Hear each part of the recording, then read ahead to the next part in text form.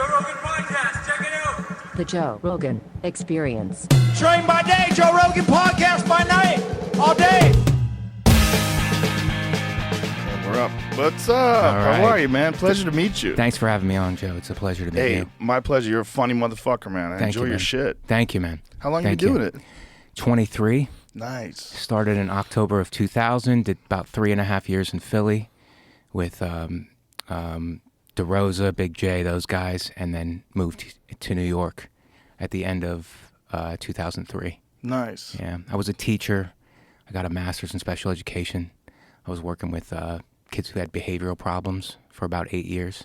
You seem like a guy who would work with kids with behavioral Yeah. problems. You're very calm. Yeah, very calming, very calming, but it was very, very challenging. Very could challenging imagine, because kids man. would flip, a lot. Every day at work was something different, Oh, man. I worked in a behavioral school for a while and then went back at night and got my master's because I figured if I'm going to do this, I might as well teach. And then taught in a classroom in 3 different public school systems. So, When did you decide to leave to go comedy full time?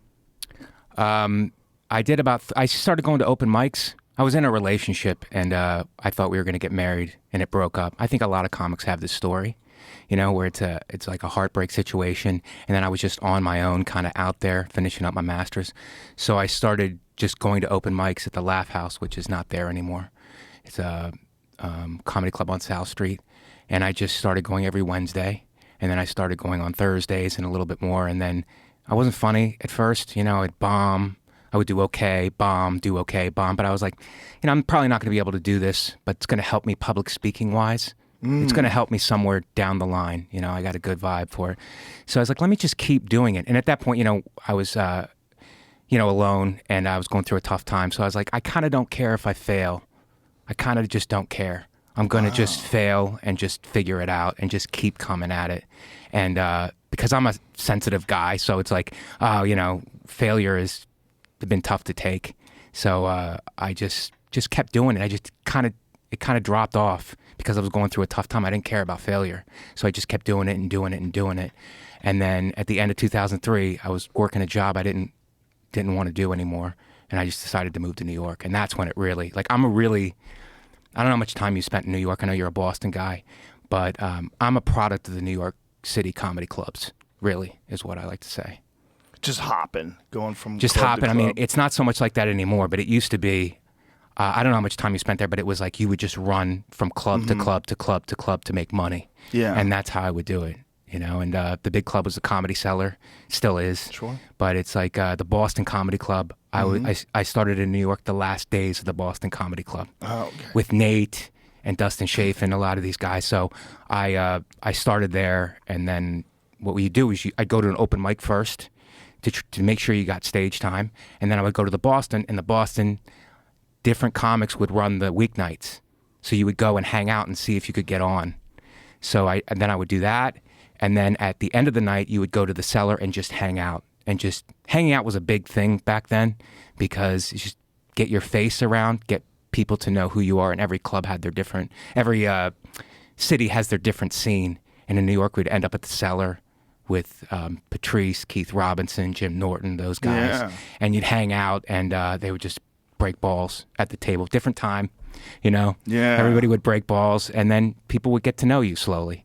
Isn't it crazy you say 2003 is a different time? Different time. You talk like you're talking about the 20s. Yeah, but it was a very different landscape back then. Yeah. And that's what you had to do. You had to hang and get your face around so people would, maybe Mike would be good to open, or maybe so-and-so would be good to open for you on the road, Yeah. and that's how you would get work. Yeah, I moved to New York in 91, I think, 91 or 92, somewhere around there. Wow. And I did the clubs. I did Boston, but mostly I did the road because, I lived in New Rochelle. I couldn't afford to live in Manhattan because Right. I couldn't afford a parking spot. And I did road gigs so much. I had a car.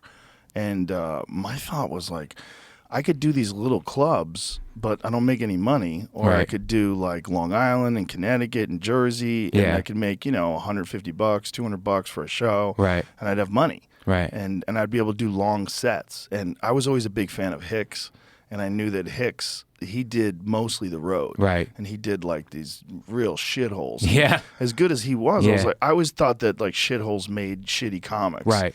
But Hicks kind of changed my mind about that. Like, you could do great comedy in front of shitty rooms. Right. And just win them sort it out. over. Yeah. That's really something. That's really what it is. Because if you let the room change you, you can become a shitty comic that way. But if you go, no, I'm going to flip them, but on my terms. Yeah. That's a lost art also, because if you're big, you have your own fans and stuff, that doesn't come into play. But if you're good and you're on the road, you don't have your own fans. It's like you have to like keep just working them. Working them. I was at the Atlanta Punchline and this happened, where it was the crowd, they didn't know me, and there was a drunk woman. It's my birthday. It's my birthday. Like making it about her. And like younger in comedy, I would have just bailed and just tried to score off of her and win and just, do a penalty kill. Just play the set out that way and walk away with the victory. But I decided, you know what? Let me neutralize her. I don't want to make it about her. She's being selfish.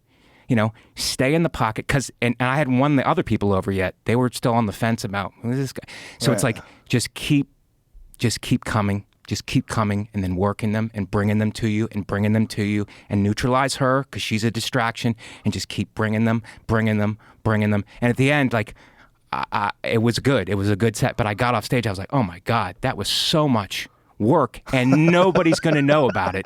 No one's going to know what happened here. And I walked to the bar, and there's a couple of comics at the bar, and one guy looks at me and goes, I saw what happened. He goes, I saw what you did. That was great. That was masterful. I go, at least one witness. I got one witness who saw what it was. Who knows like what it is and how hard it is to do. It's my birthday. Oh God, there's so many of them out there. It's really something. You just go to karaoke. What are you doing? Just go to karaoke. Some lady was fucking up Ron White's set the other night in our club. She yelled out, "Can I get a picture with you?" She kept saying that in the middle of his fucking bits. Like he'd be in the middle of the setup. You hear, "Can I get a picture with you?"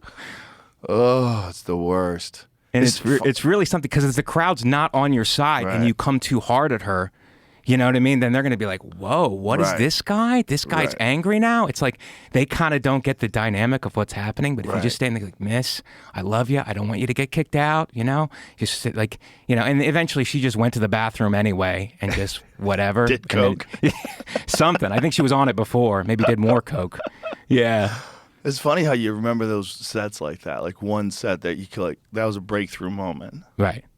Yeah. Right. But it's like the fact that it's like, oh, I know it, and I doubt anybody else is going to know it, but whatever, I know it. Do you ever stop and think, like, what if you didn't break up with that girl? Like, what if you were still in that relationship and you never pursued comedy? Yeah. All the time. Fuck. All the time. Oh my God. And but you know what? I would have been married. I would have had kids, whatever. And I just would have lived that life. It was a fork in the road. You know what I mean? It was really sad because I was teaching at the times, working at a behavioral school, and I was with her, and I was like, oh, this is probably how this is going to play out. Yeah. I don't have that in the thing in me to go out and get spots, because going out and getting spots is like, you have to go out and you have to hustle. Yeah. I was already working hard in my job and trying to get my master's. I was on a different path. So I didn't have that extra in me to go and try to get, spots at clubs and stuff. So when you say that, like, when at that moment, did you kind of you weren't in a good place, right? She broke up with me, and I was really, really, we dated in college, and then she's from Philadelphia, so I hadn't no ties to Philadelphia. So I moved to Philadelphia to try to find a job, be with her. She was in law school. And so, yeah, that's what it was. I hope she watches you on YouTube now. I mean, I think she's got a good life. She was a good person. She had her head on her shoulders, and she was a good. It's okay. Yeah. It hurt though, man. It hurt, I'm sure. And it's heartbreak like that causes you to go, oh yeah, I gotta. It makes you raw. It makes you raw. It makes you go like, I'm gonna go out and take some chances and do what I really want to do. Figure my life out. Yeah. You know what I mean? Now, if it would have been a thing where I would have been successful right away, then it would have been, oh my God, yeah, it's different. But it's been 20. I've had wins along the way. This is a big win, by the way. But it's like wins along the way. It's like that gradual. I thought I'd moved to New York, and it's like, I'll be a star or I'll just get a job. I didn't realize that it was going to be this incremental thing where it's like, get a Tonight Show. Yeah. That's good. Last Comic Standing. That's good. NBC time, It's like this happens. Montreal Comedy Festival. It's like gradual throughout the years. Yeah. So that becomes your life. You know what I mean? I describe it to people like making a mountain one layer of paint at a time. Yeah. That's what it's like. Yeah. Yeah, that really is. Build it out. Yeah. It's so But you slow. don't think that. I No. didn't think that at the beginning. I thought, I'll just go and I'll win or I'll fail. Either way, it's like even if I fail, I'm in New York. I'll figure it out in New York, you know? But yeah, I didn't see this. I didn't see that the incremental steps that it takes. And as a comic after that, like any girl I was so protective. And I think a lot of comics are that way over my career. Yeah. Like nothing comes in the way of this. Nothing comes in the way. It's like, I'm not going to sacrifice any of my time for anything else. I'm in this. Well, because it's so fun when it works. Yeah. And the idea of making a living off of doing that is so exciting. Yes. That you think like, I can't let anything get in the way of this. And relationships would get in the way of this. Like in the early days, I dated girls who were like, you don't have to go up tonight. I was like, oh, I don't? Yeah. Like, yes, I do. Like, you don't know what you're talking about. Like, if you could kill, you would know this. If you know what it feels like to go up there and hit a punchline and have the whole room fall out. Right. That's a wild feeling. Yeah, it really is. And not a lot of people ever get to experience that. And it is an art. It's an art form. It's an art form to be able to do that, especially over an hour. Yeah, it's a real art form. It's an art form that sounds like you're just talking. So it's kind of underappreciated because everybody can just talk. Right. And most people are funny sometimes. Yeah. So you see somebody up there and you're like, I could kind of do that. Right. And so you don't really respect it unless someone's just fucking murdering. Right. It's a funny thing to do with your life. And man, it tests the shit out of you in the beginning, because in the beginning it just doesn't. There was many times where I was like, this is never going to happen. Like I'd bomb, right? And I'd go back home fucking massively depressed in whatever shitty apartment I was in, going, what the fuck am I doing? Todd Lynn, who was a comic back in the day, he passed away since, but he used to say it's like dating a really hot girl with really bad breath. That's what I'm like. God, he really described it perfectly. Sort of, but you could brush her teeth. Say, hey, baby, I love you to death. Your fucking breath is whack. Yeah. There's something you could do about that. But comedy, it's just like, it's the whims. It's the crowd. It's who's on before you. Yeah. It's where you're at in your life. Right. Right. That's all true. And it's a process. Mm-hmm. I learned that from wrestling, too. Like wrestling, like I was good for my area. Like I learned to wrestle in Ohio, and then, which is a great state. We had a great program. And then I moved to Florida, and I finished high school in Florida. So I wrestled down there. And it's like, I was so focused. I don't know how you were as a competitor, but I was so focused on the win. I wanted to get the win. It's like, yeah. It's not. And I would psych myself out before matches a lot of times by overthinking it, And it's like, no. It's about the process. Yeah. It's about the process. Train hard. But when it's time to compete, then I wish I would have had this back then. It's like, you have to just get yourself up and go out there and just do the things that you train to do. Yeah. And I was too focused on I want to win. I want to feel the victory. It's like, I want to win. It's like, no. It's the process. Stick to the process. But I wish I would have had that before I went out and competed. Like, go out there and just cut through this guy. I didn't have that attitude. I was tired from cutting weight. And, when you go to these tournaments, when you wrestle, you weigh in. You'd weigh in, and then you would go have breakfast. And then there's a time where you just digest and lay around on the mat a little bit, and then start slowly drilling and getting ready for the match. And during that time is when you should be getting your mind right to go out there and, like, take it to them. Yeah. And the guys who were successful did that. Yeah. And I couldn't see it back then. But looking back and having perspective on it, it's like, I wish I was that. So now I keep that in mind in stand-up, because a lot of stand-up is that, being mentally prepared to go up. Yes. Yeah, I always tell comics, like, don't go up, don't just go cold. Like, right. Warm your mind up. Right. I pace around, I breathe deep, I stretch out, I go over my notes. Like, maybe you don't need to do that, but you should. It's just like good for the head. Just get your mind right.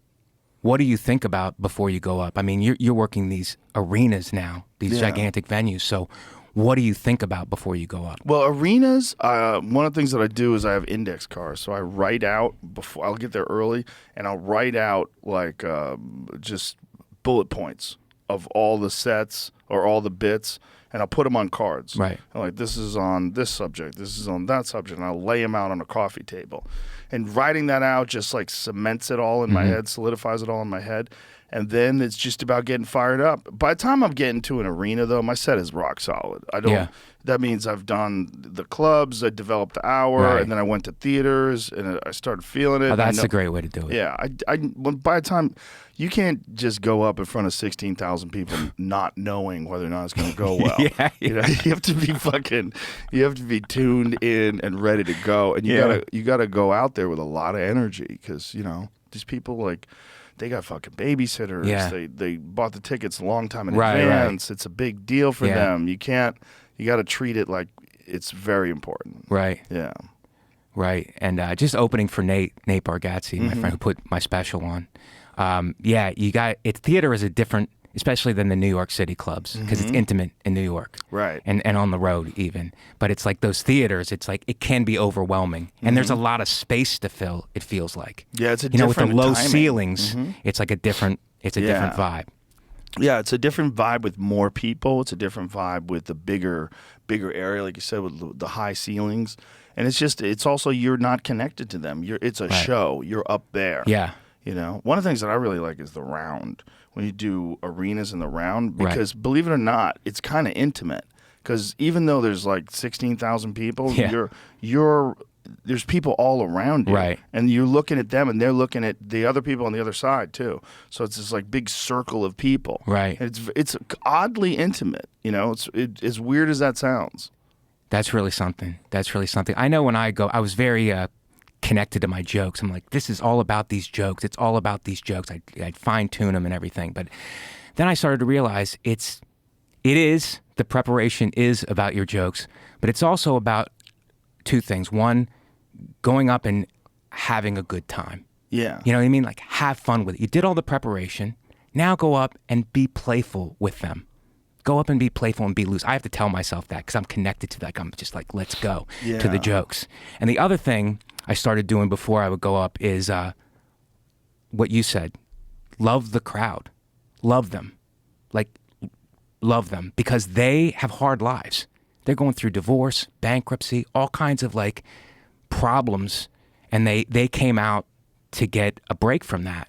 And like in my joke writing, I would forget that. I was like, this is about the joke. It's about me. It's like, no.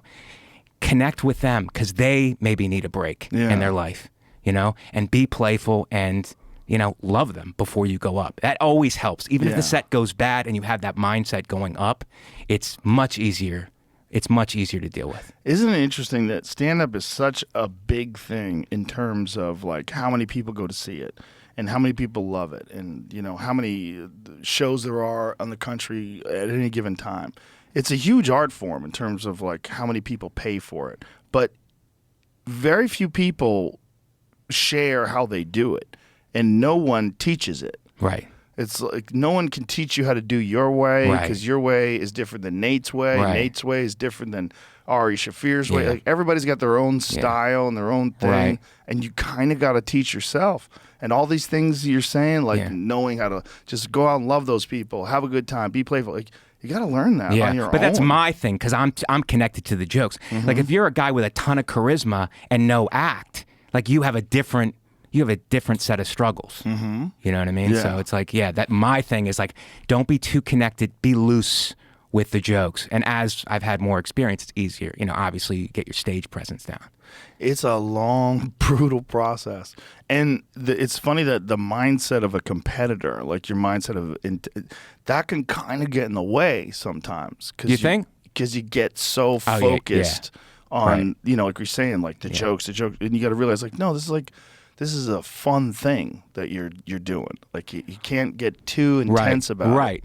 That's absolutely true. And the guys I've seen, the top level wrestlers that I've seen, the discipline I came from, the guys who are super, super good, like Cale Sanderson, that guy, it's like when he wrestles, I went down a rabbit hole, was watching his NCAA finals matches. He just looks fluid. Mm-hmm. You know what I mean? So it's like, I'm thinking that intense, but when a guy at that level goes out and wrestles, he just looks like he's flowing. Mm-hmm. You know what I mean? There doesn't seem to be any tension in his body whatsoever. Yeah. And the guys who are really good, I found, do that. Yeah. They just flow. They're And efficient. They're efficient, and he was like, and the guys who are really good, offensive machines. Like they'll set something up, and then just go to another thing. Mm-hmm. You know what I mean? Fluid, like water.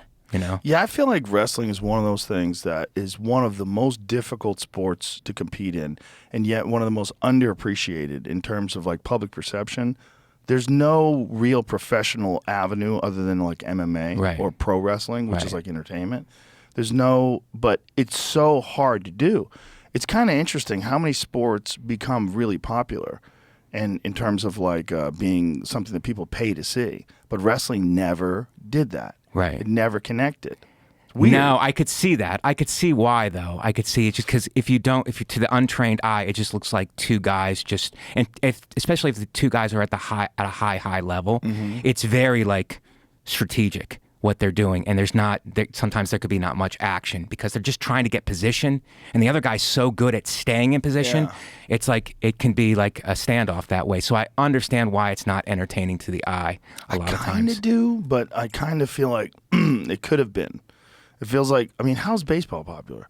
I do not. I'm not a baseball guy at all. I don't get it. Neither do I appreciate it if people play it. I appreciate it if you love it. But for me, I just do not understand why that's entertaining. Yeah.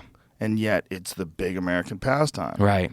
It's a funny thing. Like wrestling is way more exciting than that. Well, I root for all the wrestlers in the MMA. Oh, for yeah. UFC. How It's can you like not? because it's like entertainment. I root for all the stand-ups. If a stand-up guy is going against an improv guy for a job, I'm rooting stand-up. Oh, yeah. You know, I mean, you got to root for the discipline that you came from. Oh, for sure. Yeah. You know? And wrestling's the most important discipline for MMA, You think? Yeah, I think it's the foundation because the wrestler can dictate where the fight takes place. You know, if the wrestler chooses to stand, he can stand. If the wrestler wants to get back up, he can get back up. Right. And the wrestler knows how to take the guy down. Whereas, like, even though every fight starts standing up, and it's a big advantage for the striker while they're standing up. With the wrestler, if the wrestler knows how to strike, the striker has to think about two different things simultaneously. Yeah. Has to think, maybe this guy's going to shoot, and what if this guy punches me? What Right. if this guy kicks me? Right. So there's like so many more options that the wrestler has, and there's that threat of the takedown Yeah. that looms large Right. that like paralyzes guys with anticipation.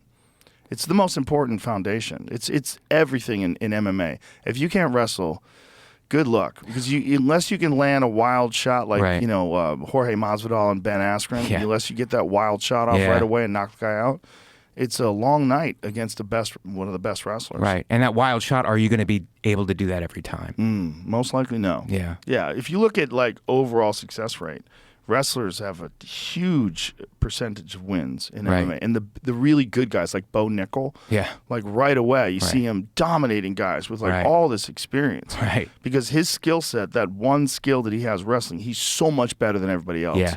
That it's just a massive Yeah. advantage. And the training, like I took Taekwondo when I was young, and it's like forms and, punches and kicks and forms. But when I started wrestling in eighth grade wrestling practice was so intense that I thought that the coach was punishing the football players I thought, are we being punished for like 2 months? I had to check it on my friend. He's like, no, this is just what it is. Yeah.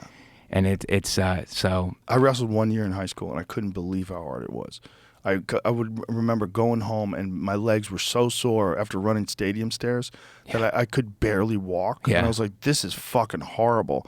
And like then I'd go to class, and I was so tired from wrestling that I was like, Jesus Christ, like how does anybody do this? Yeah, it was nuts. And then the cutting weight also, which I'm Yeah. sure you had to make weight Yeah. for competition. It's like, and we didn't know anything back then. It's just like, go eat pasta and just like eat less. There was no like science behind Right. any of it. And you weighed in the day of the match Yeah. too, which is terrible. Terrible. One of the best things about the UFC is that they cut weight the day before. I hate cutting weight, period. Right. My opinion on cutting weight for fighting is that it's sanctioned cheating. Like, you're not really 170 pounds. Right. You're 200 pounds. Yeah. But you dry yourself out the week of, Yeah. and then 24 hours Yeah. in, you're losing 12, 13 pounds. Right. And then you rehydrate like crazy. Like, what is this stupid thing that they're Yeah. doing 24 hours before a cage fight? Yeah. You're literally almost dying. Well, some guys are just naturally close to their weight. I wrestle with guys like that who are just like 3 or 4 pounds above the weight. Just Yeah. they have very low body fat. Yeah. I wasn't like that. I was like a bulky guy and husky. And it's like, that means, you got to cut a lot of weight to get that muscle mass that the other guys might have naturally. Yeah, to make the optimal weight, like body weight for competing. Right, But, because if you wrestle at a high, people just go wrestle at a higher weight. It's like then you're wrestling guys who've cut down from a higher weight, and they're going to just be stronger. yeah, it's a big advantage if you could do it right. Like this weekend is Israel Adesanya versus Alex Pereira, and Pereira, who beat Adesanya in the last fight, is fucking huge for 185. Like, I stand next to him, like, how the fuck is this guy 15 pounds lighter than me? That doesn't even make any sense. Yeah. He's fucking huge. But when he gets into the cage on fight day, he's 225. It's in boxing too. I'm a huge boxing fan. Me too. And I live by the Garden. I go see Lomachenko anytime he's at the Garden. Oh, I go yeah. see him fight.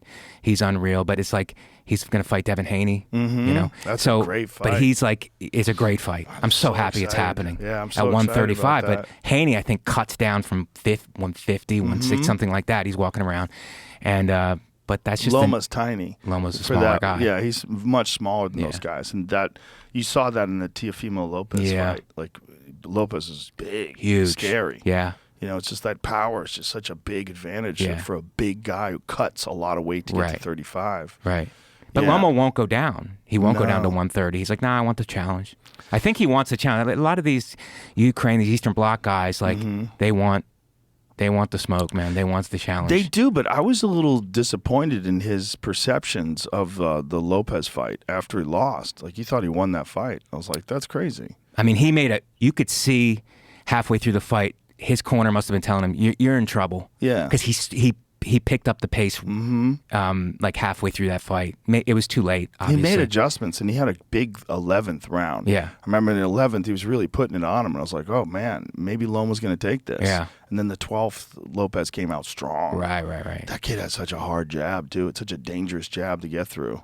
He came out at the beginning of the fight and established it. Mm-hmm. You know what I mean? I remember Yeah. that, and it's like, wow. And Lomo, it takes him 2-3 rounds to download what the guy's doing. He's a slower starter because he just kind of like is measuring him, and almost to the point you're like, what's happening? Yeah. You know what I mean? If you're like unskilled, like I'm just a fan, but it's like he does that for 2 or 3 rounds, and then he just like, oh, I figured it out, and then picks it up and picks the guy apart. It's too bad that he's so small, because if he was larger in like a natural 135 or a natural 140 or something like that, there's so many big fights for him, and it would be really exciting to see. Yeah. But to see a guy like that, we really should be fighting 130. Yes. Going up against these guys that are cutting down from 150, 155, it's just a big advantage. But there's a lot of guys at my 135 who are very, very tough.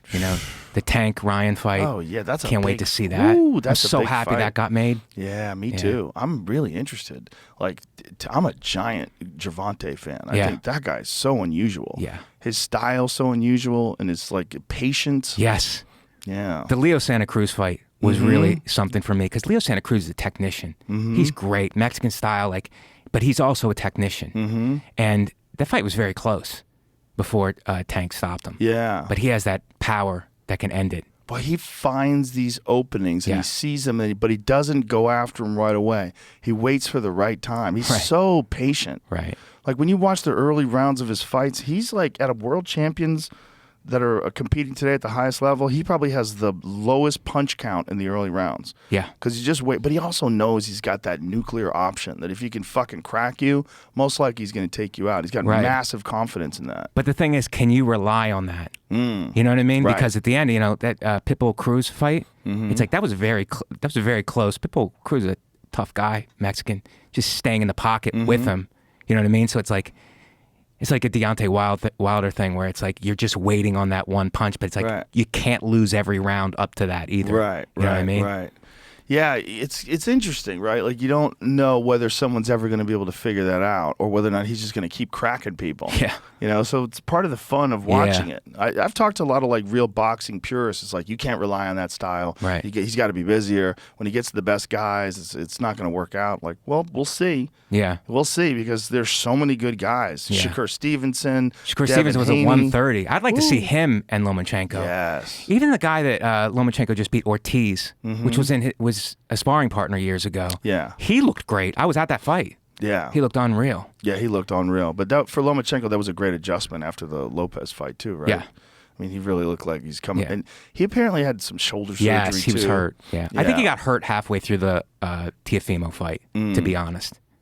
I think he hurt a hand or a shoulder. He wasn't himself. Yeah, well, Not that Teofimo fought unbelievably. Yeah, You know? yeah. And then you see what Kambosos did to Teofimo. Yeah. And then you see what Devin Haney did to Kambosos 2 fights in a row. Right, Like, right. Jesus Christ, there's Went levels. to Australia. I mean, I think that's a lot. Yes. You deserve a lot of credit for Fuck that. yeah. Oh, he's so good. Yeah. He's so good. There's him and Lomachenko's going to be very It's interesting. a great fight. Very, very interesting. Very technical Yeah. fight. Mm-hmm. Yeah. There's so many good fighters now. It's a really good Yeah. time for boxing. And finally, they're making the Terrence Crawford-Errol Spence fight. For June 17th, Yeah, right? finally. But I'm following that like crazy. Yeah. But it's like they tried to do that before, so I don't get too excited.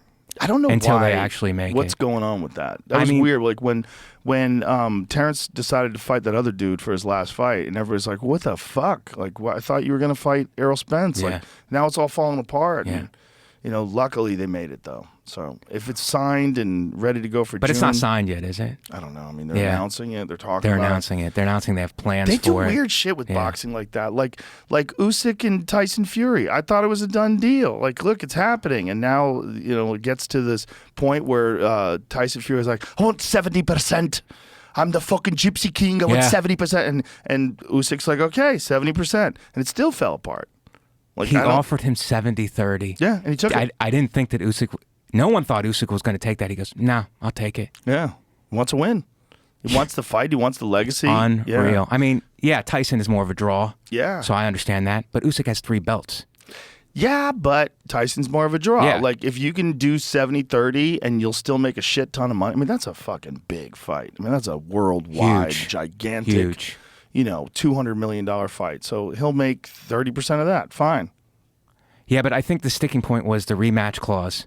Tyson wanted 50-50 on the rematch clause. So you lose the fight and then the rematch clause is 50-50? You don't have any belts. I would take it.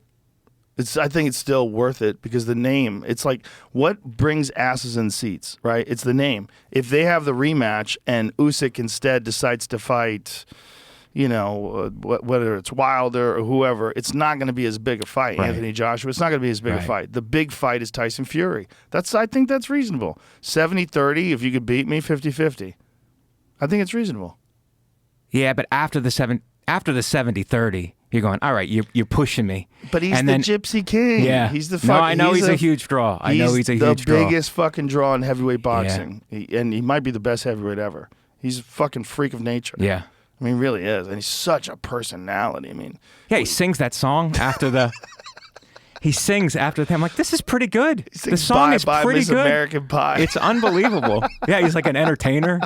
That's what Pacquiao used to fight. He used to go out and do karaoke after the Yeah. fights. Yeah. It's like, that's bananas. Manny Pacquiao's like a professional level pool player. Is he really? Yeah, like really good. Like he could, like if he decided to stop fighting and never box again, he can compete as a professional pool player. That's nuts. Yeah, he's really good, man. I've watched him play. I'd watch him and Mayweather do like one-on-one basketball. Because Right. they both like play basketball, like in their They're spare so time. competitive. So competitive. And Yeah. Mayweather's unbelievable. I mean, incredible. watching him fight, and some people don't get it. They just like, I had a friend and he was like, he's boring, no knockouts. I go, but he's a top level guy, multiple time world champion, and he's dismantling other multiple time world champions. And not Like, getting hit. Yeah, is there anything there? Yeah, I don't know. I go, it's just, he's boring. I don't like him. I go, okay, maybe, is it possible that you don't know what you're watching? Yeah. Maybe. Could it be that? I don't know. I like knockouts. I go, then you should watch Butterbean. And he goes, yeah, I like Butterbean. I go, good. Watch Butterbean. It ends up being like a 5-year-old argument. Good. I Yeah. will. I go, you should. I will. Good. It ends up being that. You know what I mean? But for him to like just have that run is Yeah. dismantling guys. You're always gonna have casuals like that. Yeah. In every sport, in MMA, that's a big thing. People only like knockouts. They boo and fights go to the ground. Like, Right. Okay. But is there a thing in MMA where it's like, are they calling stalemates faster? You mean getting people back up? Yeah, They- like if the guy's on top and he's not making progress, or the guy on bottom isn't getting a wrist or working towards a submission, will they stop them and stand them up faster? I think that's better for the sport. In wrestling, they'll hit guys with stalling quick to keep the action moving. I know that's not a thing in MMA, but it does help the It used to be optics of it. in Pride, they would give them a yellow card, and it would take 10% of your purse. So if you got a yellow card in Pride, that meant you weren't trying to win or you were stalling. And if the referee pulled that yellow card out, people were fucking freaking out. Like, if you're getting paid $1 million, $100,000 is now gone. Yeah. For that yellow card, you're like, fuck. Right. And that's a big deal. Yeah. But Is it a warning first? They give a warning before they put the yellow card? I think it was up to the referee's discretion in Pride. I don't remember exactly how they did it, but when they did it, it was a big fucking deal, and the crowd would cheer, and and then the guy would adjust accordingly. Because if you got 2 yellow cards, you're fucked. Yeah. I mean, I don't even know if they gave 2 yellow cards. I don't remember that ever happening. I'm sure it did, but I don't remember it ever happening in a fight. But in MMA, the controversy is about whether or not you should stand someone up, because you have 5 minutes. And if someone takes someone down and they're on top of them, it's up to the person who's on the bottom to get back up. Yeah. Like that's your job. And the guy on top, it's up to him to hold you down. I don't believe in stand-ups. It might be more entertaining for the audience, but I'm a purist in terms of, like, I think you should control your own destiny in there. And if a guy can hold you down and just punch you in the face while you're on even if it's boring, he's doing what he wants to do. Right. And you can't do anything about that. Yeah. That means he's winning. And I think that any interference of that is against the purity of the sport. That's interesting. Yeah, I do understand that it could be boring if a guy can hold a guy down and control Not so much boring, him. but is the guy on top initiating action? Mm-hmm. I think that's the key. Is he initiating action? Is he trying to win is he advancing his position? In wrestling, it's advancing your position. It is in but MMA punching in the face is advancing. It's a way of advancing your position in terms of winning the fight. Yeah, but it's open to interpretation. Like, say if he's in side control and he's only occasionally hammer fisting the guy, but the guy's in no danger of being stopped. There's an argument that that's stalling, but I don't buy that argument because it's only a 5-minute round, and for a grappler, it's really hard to take someone down. Like, you're dealing with kicks and knees and punches, and you're trying to find the opening, and then you level change, you get the shot, maybe you switch from a double to a single, you run the pipe, you get the guy on the ground. All that took a minute and a half. Right. And if you're holding the guy down, and then the referee comes like, keep moving, action, advance your position, and then they stand him back up. Well, what the fuck is that? That guy couldn't get up. If it was no one here to stop that, if this was just a fight out in a field somewhere, that guy on top controls the fight. He does what the fuck he wants to do. And if that guy gets tired, eventually he'll move to mount and just start beating the fuck out of him. But it's important that his skill set is expressed. His skill set is his ability to control the guy. Right. And if you're on the bottom and you can't get back up, I don't care if it's boring. Tough shit. Yeah. Your job is to get back up. And if you can't get back up, that guy wins. Right. Even if he wins a boring-ass fight where he just takes you down and gives you noogies for 5 rounds, tough shit. You got to figure out how to not get taken down or get back up or submit him off your back or find some kind of scramble where you can get on top. Right. And if you can't do that, then you lose because that's what the fight's all about. And, of course, like in terms of like the people that go to pay, they are going to pay more to see the exciting people, the Conor McGregors, the John Joneses, the people that stop people and finish people. Yeah. And they're the big draws. Yeah. But if you can Ben Askren your way to a career, and Ben did it for a long time, we just took guys down and fucking noogied them into a coma. Yeah. Like, tough shit. That's my feeling. I don't like stand-ups. I'd hate them. Especially, like, sometimes they'll stand someone up from a dominant position. Like, someone will get to side control, and the referee will stand them up, and I'm just going, what the fuck are you doing? Wow. It's so hard to get there. Yeah, You're only giving a guy 5 minutes to work, and you got to think it probably took a minute or so to get the guy down. Not just a minute or so, but it is a lot of energy. A lot of energy. energy. A lot of energy to take a guy down. And then if you get taken out of that and stood back up again, now you're tired, and this guy, his striking is probably a strong suit. Right. And now you're in his realm, and you expended all this energy, and it's taken away from you by a bad referee. Right. I fucking hate it. Yeah. I think it's dumb. I think it should be eliminated. I really do. I don't like it at all. I don't think there's ever a time that they should stand people up. I don't think there's ever a time they should separate someone if they got someone pressed up against the cage and they're kneeing them in the body and elbowing them. Sometimes referees will decide there's not enough action. They separate them. Yeah. I hate that too. I don't believe in any of it. I don't think you should do anything to make it more exciting for the casuals. Nothing. Oh, really? Zero. Yeah, because the best guys are always going to be exciting. Yeah. It's just you're going to have. It's just like everybody's like, I want blood all the time. Blood. Yeah. You don't always get blood. Yeah. Action movies aren't always Right. action. Sometimes the hero and the woman kiss. That's you know? yeah. That's right. So it is. But that's why Dana like stacks the cards. Yeah. In case you have a fight that's not as exciting. Well, you have the they're other one. very. I mean, it's obviously they're different than me because they're promoters and they're selling a product. Right. I'm a martial artist, Yeah. and so what I want to see is someone compete to the full ability, like Right. the full extent of their abilities, and something that gets in the way of that is stand-ups. I don't like it. But I'm not. It's not like a universal opinion. Like most people don't agree with me. A lot of people don't agree with me. Right, because they're casuals. Not even they're not casuals. understanding the technical, Even fans. the technical aspect of what Yeah. you just said. Yeah, but even I understand that. Yeah. Even hardcore. There's a lot of hardcore fans that don't agree with me. They say, no, you can't just hold the guy down. You got advanced position. I'm like, Right. okay, why? Tell me why. Because the guy wants to win, and if he could just win by taking guys down, and if the audience boos and he doesn't get popular because of it, okay, Yeah. so what? Willie Pep won fights without throwing a punch. Right. He won a whole round Right. once without throwing a punch, Yeah. just moving and dancing, and it was Yeah. so masterful Yeah. that people had to agree. I mean, it's like, what do you want him to do? Just Arturo Gatti and fucking just stand right in front of him and Yeah. just throw bombs like Mickey Ward? Yes. Like, yeah, sometimes it's fun. That's unreal. Yeah, That's but unreal. then you saw what happened when Arturo Gatti fought Floyd Mayweather. Yeah. Like that shit didn't work. No. Against a master. Not at all. Yeah. Not at all. It was great. Diego Corrales versus Julio Luis. Oh Castillo. my God, that fight That's- was crazy. I mean, I love the Gotti Ward fights, Mm-hmm. but that fight for me is the greatest fight in history that I've seen in the modern era. Because he came back.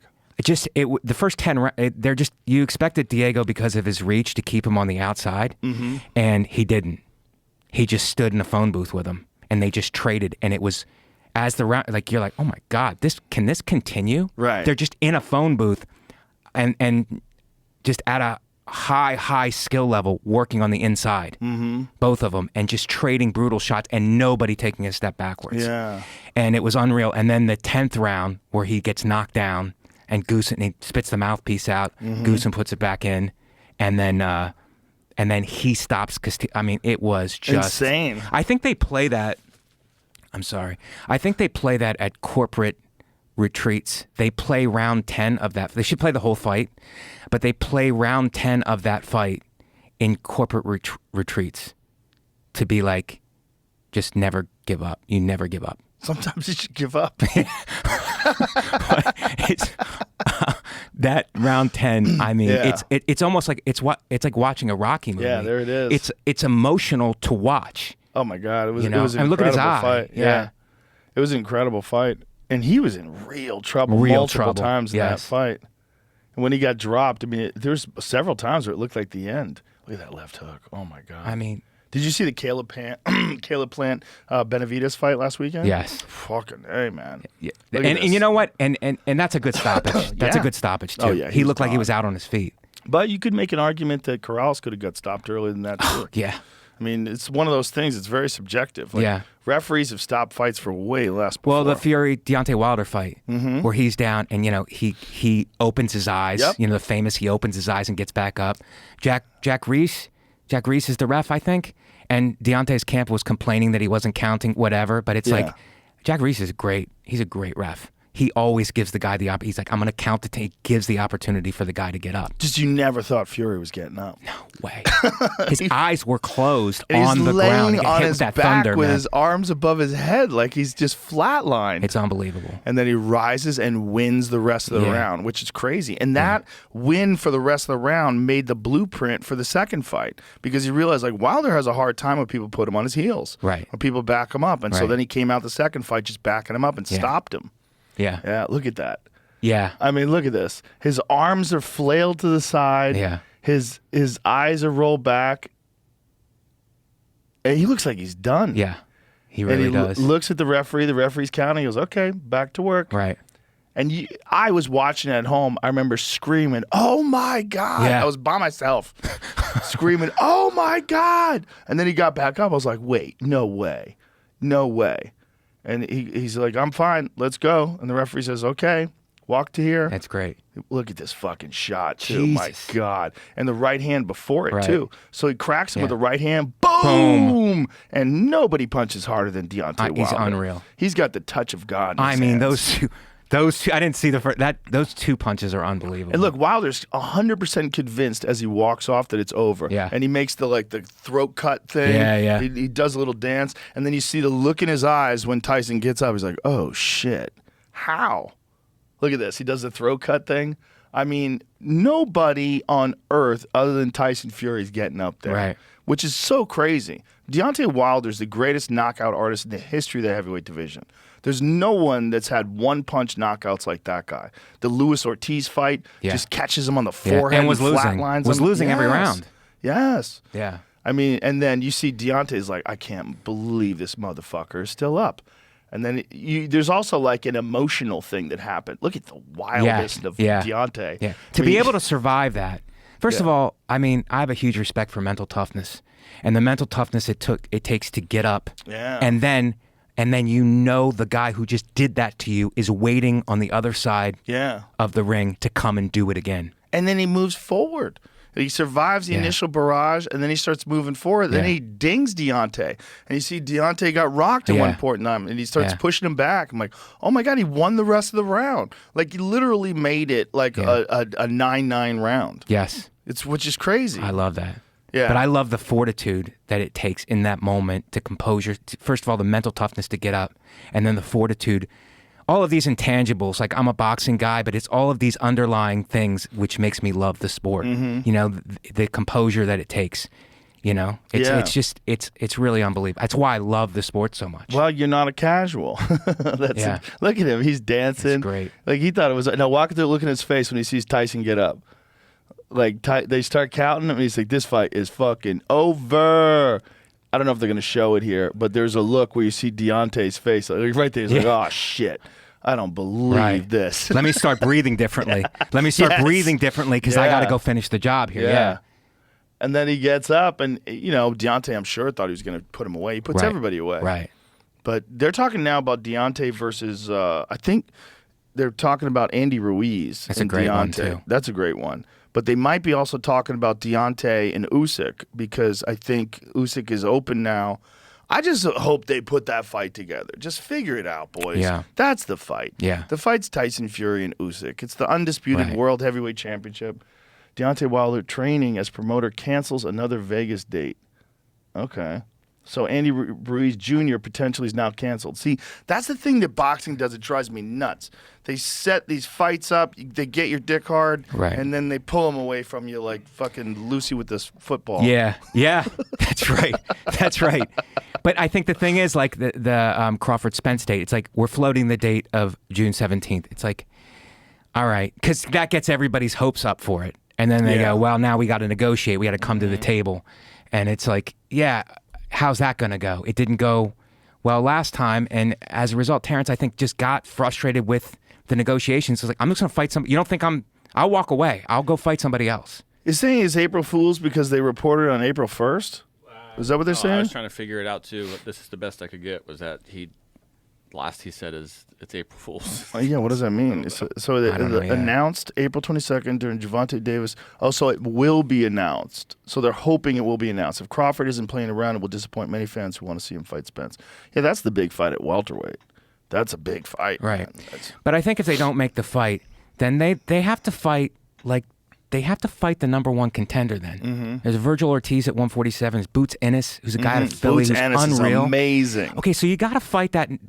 Why are the mandatories not being forced is my question. I think it's just money. They're just trying to make the biggest fights possible. Well, the problem is that you have these individual promoters and you have there's too many IBF, WBC, these sanctioning organizations, and it's like you have to force these fights. Yeah. You can't. I understand that ticket sales and all that stuff is important, but if you want to maintain your integrity as a sport, you have to force these fights. Yeah, Boots I Ennis should not agree. be sitting there Right. as the #1 contender for 5 years. Right, exactly. Good You know? point. Yeah, and also the world needs to know how good Boots Ennis is. Yes. When you watch that guy fight and switch stances, and, Unbelievable. he's such an Unbelievable. artist in there.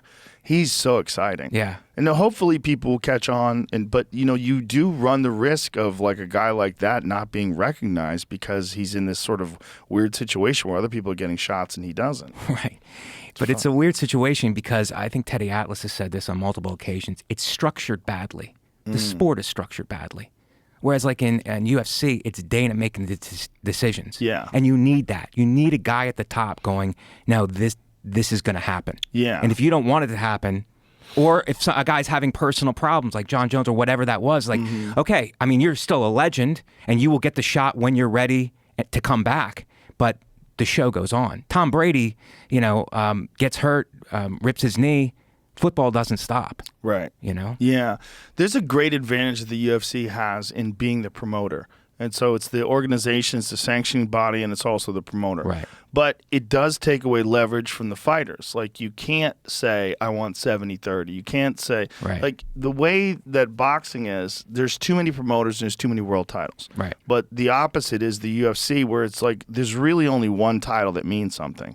There's Bellator titles and ONE FC titles, but what everybody wants to be is the UFC champion of the world. That's what everybody wants to Right. be. Everybody. Right. Nobody says, I'd rather be the Bellator champion. No disrespect to Bellator. Yeah. But the reality is that's not the same. Right. And the real reality is there's fighters in Bellator that are world championship UFC caliber fighters, and they might not ever get their due. And Right. they might lose their competitive prime competing against other people in an organization where less people are going to watch, and maybe even more importantly, less people are going to respect. Right.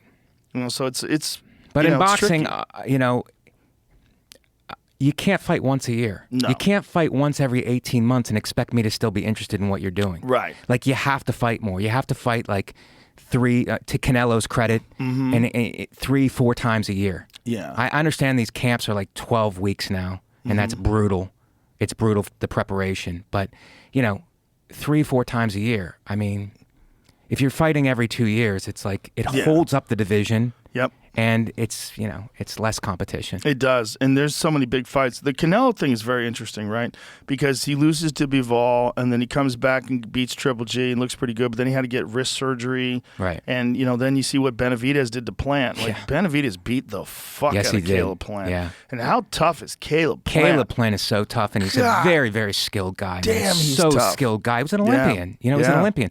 So very skilled guy, and for David to do that, it was really, Impressive. it's really impressive. He's a murderous Yeah. puncher, man. Yeah. But Caleb has a fucking chin on him, man. He Holy stayed shit. in it and refused to get knocked out, And he and got really tried to win the fight. battered. I mean, Yeah. he got fucking battered. I'm super impressed with Benavidez. Yeah. Like, that was a big test for him. And Caleb in the beginning was very slick. Yeah. But Benavidez just kept pressing Kept and putting coming. it on him. And Yeah. then towards the latter half of Pressure. the fight, that's traditionally been a problem with Caleb, that he starts to fade in the later rounds. It's so much energy to keep a guy like that off you. I think you got to have power to keep a guy Yeah. like that off you, because that guy has a Benavidez has and many guys like to have a suffocating style. They Yeah. you can hit him, and that does something to you mentally. I think where you hit a guy twice, you hit him with your best stuff, and he just walks. He's walking through it. Yeah. Walking forward, walking you down. It's like, all right, I guess this is going to be. I'm gonna have to move. It's a tremendous amount of energy. I feel like, I wonder if Caleb could do something about his strength and conditioning that takes it to another level.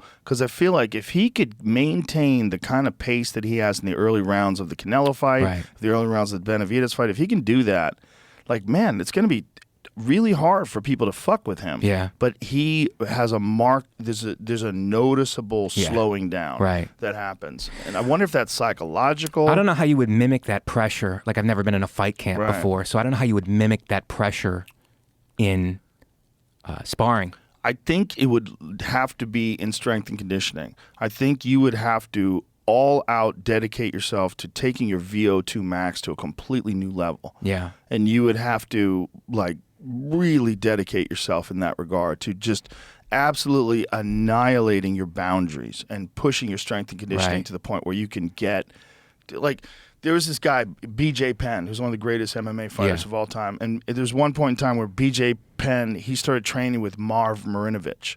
And Marv Marinovich was a fucking animal. The Marinoviches, like, they had a style of training where they believe that you already have the skill. And what's more important than anything is cardio. And so they would do just ruthless plyometrics. Yeah. That was the entire camp for whatever amount of weeks that you're doing it. Yeah. Most of your time was dedicated to strength and conditioning. Right. And it was very systematic and it was very scientific. Where they checking your resting heart rate, your heart rate variability, Right. monitoring your recovery and making sure you're getting the right nutrients and rest and rehydration and all that stuff. But the most important thing was the gas tank. Right. Because you already know how to fight. Yeah. And what happens in fights, you still know how to fight, but your gas tank starts to fail. And so when BJ Penn was at his prime in if you look at, there's a bunch of different fights like Diego Sanchez, Sean Shirk, where he was just destroying these guys. He had a limitless gas tank. Yeah. And he had this incredible skill set Right. that he already had. Right. And there's a good argument for that like at a certain level, what's most important is cardio. Right. So there's like several schools of thought when it comes to that. Right, but even with the plyometric and strength, like you have to mimic that in sparring. Yes. You have to mimic that in training so that you can utilize it. Well, they did all that too. I mean, it wasn't like you only did Right. strength and conditioning, but strength Right. and conditioning was primary. But what's that look like? Is that like a shark bait type situation? We call it in wrestling shark bait, where one guy in the middle and they just keep sending you fresh guys. Yeah. You know what I mean? They certainly did that. But honestly, most of it was work like plyos, box jumps, all these different things Yeah. where you just had your ability to work. It was all about your cardio, all about your ability to constantly work. Right. And you already had efficiency in your striking and your grappling, all these different things. And so you would do drills for those things. Right. So you keep all your weapons sharp. But the primary focus was strength and conditioning. And I'm always intrigued by that because it's the most brutal way to do it. It's so hard to stay motivated because sparring is fun. If you're in there sparring, Right. there's something exciting about Right. it. There is nothing fun No, about there box isn't. jumps. There's No, there nothing isn't. fun about running hills. Box jumps and running hills till fail. Yeah. Till fail is the key there, because everybody thinks, it's like, no. It's like the goal is to throw up. Yeah. The goal is to break your body. Yes. And then have it like right there where it's broken and then recover. Right. And then get yourself right back to there again and recover. And now all of a sudden your threshold bumps up a little more. Right. And so now you can go an extra round. Now you can go an extra minute. Now you can go an extra minute 30. Now you're really pushing it, and now you're seeing these things that used to kill you. Now you can get through them, and you're at the end you're recovering quicker. And that's the idea. And I wonder if a guy like Caleb Plant, if you could get him to an insane level of cardio where he could compete at that pace that he does in the early fight, because in the early part of the fight, that guy's slick. Yes. He's so very slick. skilled guy. And he's moving nice, Yeah. but then he starts standing in front of Benavidez, and then Benavidez he's so accurate, and he gets his punches around your guard and I up saw the that. front and uppercuts Yeah. and jabs. And Yeah. I love his style. He throws punches in bunches too. He's not throwing one punch. No, Yeah. just smothers you. Yeah. Stays on you. And he's a Right. brutal puncher, too. And at the end of the fight, like, he didn't even have a scratch No, on he him. didn't. It's crazy. No, he looked- Caleb looked like he'd been through a meat grinder. Yeah, it's Yeah. really something. So I think that's the fight at 168. Yeah, I think Is so, too. Benavidez Canelo, but Yeah. everybody's calling for that Bivol Canelo rematch, and I just don't see it. I think we saw it. Yeah. With some of these fights, it's like I think we saw it. We don't need a trilogy. Yeah. I think we saw it. Maybe, but when you got a champion like Canelo, he thinks he can do it better. And he thinks he's like, okay, I understand what he did, and maybe he knew coming into that fight, because he did have a wrist problem that he had in the Triple G fight too. So he probably had that problem already. Right. Who knows? But I think for Bivol, the big fight is Beterbiev. Artur Beterbiev is a fucking monster. Dude, I saw him fight at the Garden, Joe Smith. And everybody yeah. it was a pro yeah. Joe Smith. Yeah, I was rooting for yeah. Joe Smith, New York Yeah. guy, Long Island, Union, all the Union guys Tough out. guy. Yeah, but the atmosphere, he's just like, Joe, yeah, let's go, Joe. And then Beterbiev comes in the ring, and the fight starts, and it's just no disrespect to Joe Smith. He's unbelievable, but it looked like just a man fighting a small child. Yeah. It was just brutal, man. Better be is, and he gets no headlines. He gets no headlines. I know. And he, what is he, like 19-0 at 19 knockouts? Yeah. He's the only. I think it's 19. He's the only boxer at a world championship level that stopped every single one of his opponents in every fight he's ever been in. And he's super skillful, but he fights like a fucking destroyer. Yeah. Just moves straight towards you. That Russian style. Yeah, 19-0 with 19 knockouts. Yeah. Fucking crazy. The Anthony Yard fight, like, holy fuck, man. I think They Anthony went to Yard was happy war. just to go that far into the fight. Like, he considers that a win. It's crazy. Probably. That's how good because Better Beef is is so tough. And nobody knows who he is. You No. know, if it wasn't for people talking about him and YouTube clips, like, he gets zero press. He gets zero press, and he like they ask him about, have you seen this guy fight? What about this guy? He's like, I'm not really a boxing fan. That's what he said. That's what he said. He goes, I'm not really a boxing fan. I just like to focus on my family. That's crazy. In that accent, he's like, bro, you're like, nah, I'm just kind of focused on my family. Boxing is my job. It's funny. A when lot of you those hear guys him have that talk, mentality where it's like, boxing is my job. And I guess he kind of, it's how it keeps him sane because his work rate is fucking preposterous. I mean, you ever see that guy train? Holy shit, man. He's a monster. He's a monster. And then when you hear him talk, he's so like respectful and low key. Yeah. It's weird watching that demon come out when he gets inside the ring. Yeah. It just looks like he doesn't, and a lot of these Russians have that, where it's just, it looks like it's just workmanlike. Mm-hmm. They don't have like the emotion that we do here in the West. It looks like they're just in there, and regardless of what you throw at them, it's just workmanlike what they're going to do. Mm-hmm. It's pretty crazy. Well, it's, they're coming from a hard world. Yeah, He's from Chechnya. Yeah. That is a fucking hard world. There's something about those European or Eastern Bloc, like from former Soviet Union guys, and from Russia and Dagestan. They're so tough. So tough. And there's something to be said for like, it's just like kids from the ghetto in the United States. Right. Those are the best fighters. Yeah.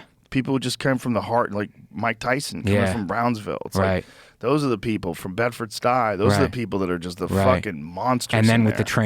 the training also, just it hones that. Mm-hmm. I think there should be something that would help boxing is, you watch Showtime has All Access now. Mm-hmm. HBO used to have 24/7, the documentary series. I think that should be for every fight. It would make boxing far more popular because these guys have such impressive stories. Mm-hmm. And to tell that story, it's like there's documentaries about everything now, about nonsense. It's like they should have a documentary for each fight because you want to see their journey, like where they came from. It's really something to see a kid who has nothing, born into extreme poverty, become a world like Gervonta Davis, coming from poverty, like his story to being a world champion. It's like, it's an inspiring story. It is, and it's great for everyone because it gives you fuel. Like for a person who's coming up in life, even if you're not a fighter, you see what someone's gone through and you see the success that hard work has created. Right. And it can be a roadmap for your own life. It really can be. Yeah. It translates. Oh, man, for sure. And that's what Goggins is my favorite. He's my favorite guy, man. He's I watch amazing. all this stuff. I put on, there's this thing on YouTube called Goggins Motivation. So I'll be stretching and it's just him talking. Yeah. It's just, he's unreal, man. No, he's unreal. And that's that guy. You want to talk about mental toughness. That guy has destroyed knees. Yeah. And he runs thousands of miles. It's just like every day he's running 15, 20 miles every day. Right. With destroyed knees. But he's taken his life where he came from, which is a terrible, terrible situation, and transformed himself. Mm-hmm. That's what I love about him. Yeah. The fact, and he's able to articulate it. Yeah. And he does it very well. And he also talks about mental toughness in a way that I've never heard anybody talk about mental toughness. When I was growing up, maybe it's the same for you. It's like, you got to be mentally tough. You got to be mentally tough. You got to suck it up. Suck it up. And it's like, you're processing that, but he breaks down, what does that actually mean in the suck, which is what he called, you know what I mean? Like, it's that conversation that you're having with yourself that we all have with ourselves when we're suffering. Well, what Dave does is he does it in silence. Like, there's no one around, and he's doing it. No one's forced him to do it, and he does it because he wants to learn about himself. Right. And the way I've had conversations with him about it where he goes, I'm getting that deep knowledge.